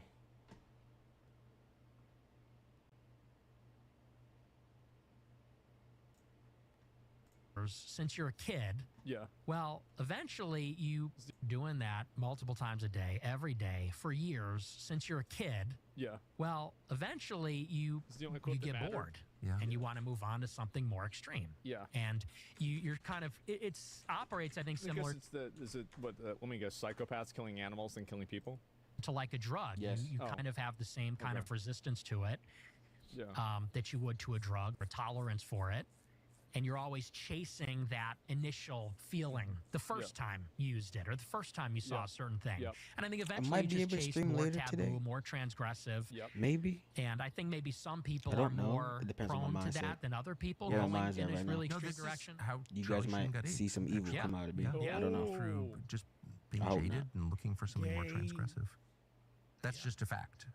And there's something too about what it does when you look at it. Because people don't realize that it is a fundamentally different experience being involved in intercourse versus watching other people have intercourse. I hear and I that. think that actually does something to you. I'm not sure, but Tell I hear me, that. what do you It mean? poisons. I It's think poison. that, for example, Yes. I need think a Steve reset. Saylor has written about this, that there's multiple I think kinds of everybody needs a reset. transsexuals. And he says that one kind of transsexual is somebody that likes the idea of seeing themselves as a woman. It's autogynephilia. Yes. And I think that, one of the theories for that is you watch a man having sex with a woman that isn't you so much, you kind of achieve an identity with the woman in like a weird, sick way. You almost identify with the woman. Oh, shit. And so there's Cold. weird things that happen when you're watching that and having such strong emotional and I haven't had that happen yet. sexual experiences with it. Yeah. I haven't either. Not yet, bro. Like, yeah, But, that's. I mean, maybe, right? I mean, I don't know. Yeah, That's some I don't- Freudian I logic. don't- honest I mean, to God, there's, don't know. you know, But- I'm sure there's logic attached to it for sure. But man, that is just Already has 8.8 million views with 69K likes. Oh my god. It was nothing but based. Wow. Based. Cinema. This video is awesome. That is insane. I can't believe that you guys would do this. It's unbelievable to me. All the failed games, all the millions of... Shit. I wanted to dive into this. I really, really did want to dive into this. But I need space at the very moment, right? Not from y'all. You know, y'all got the picture, right? So I'm gonna have to end it. Like I said, I might be streaming later on today. I don't know. I have to check how my mindset is. But guys, if you like the video, you like the stream, please smash that like button. Follow me on my Twitch, Kick, especially my YouTube channel. I got some shorts coming out here and there on my TikTok and on my YouTube channel. Go check it out. GD Relic. This is your boy GD Relic signing off. Deuces, y'all. Thank you for stopping by. I'll see you all in the next one. Peace.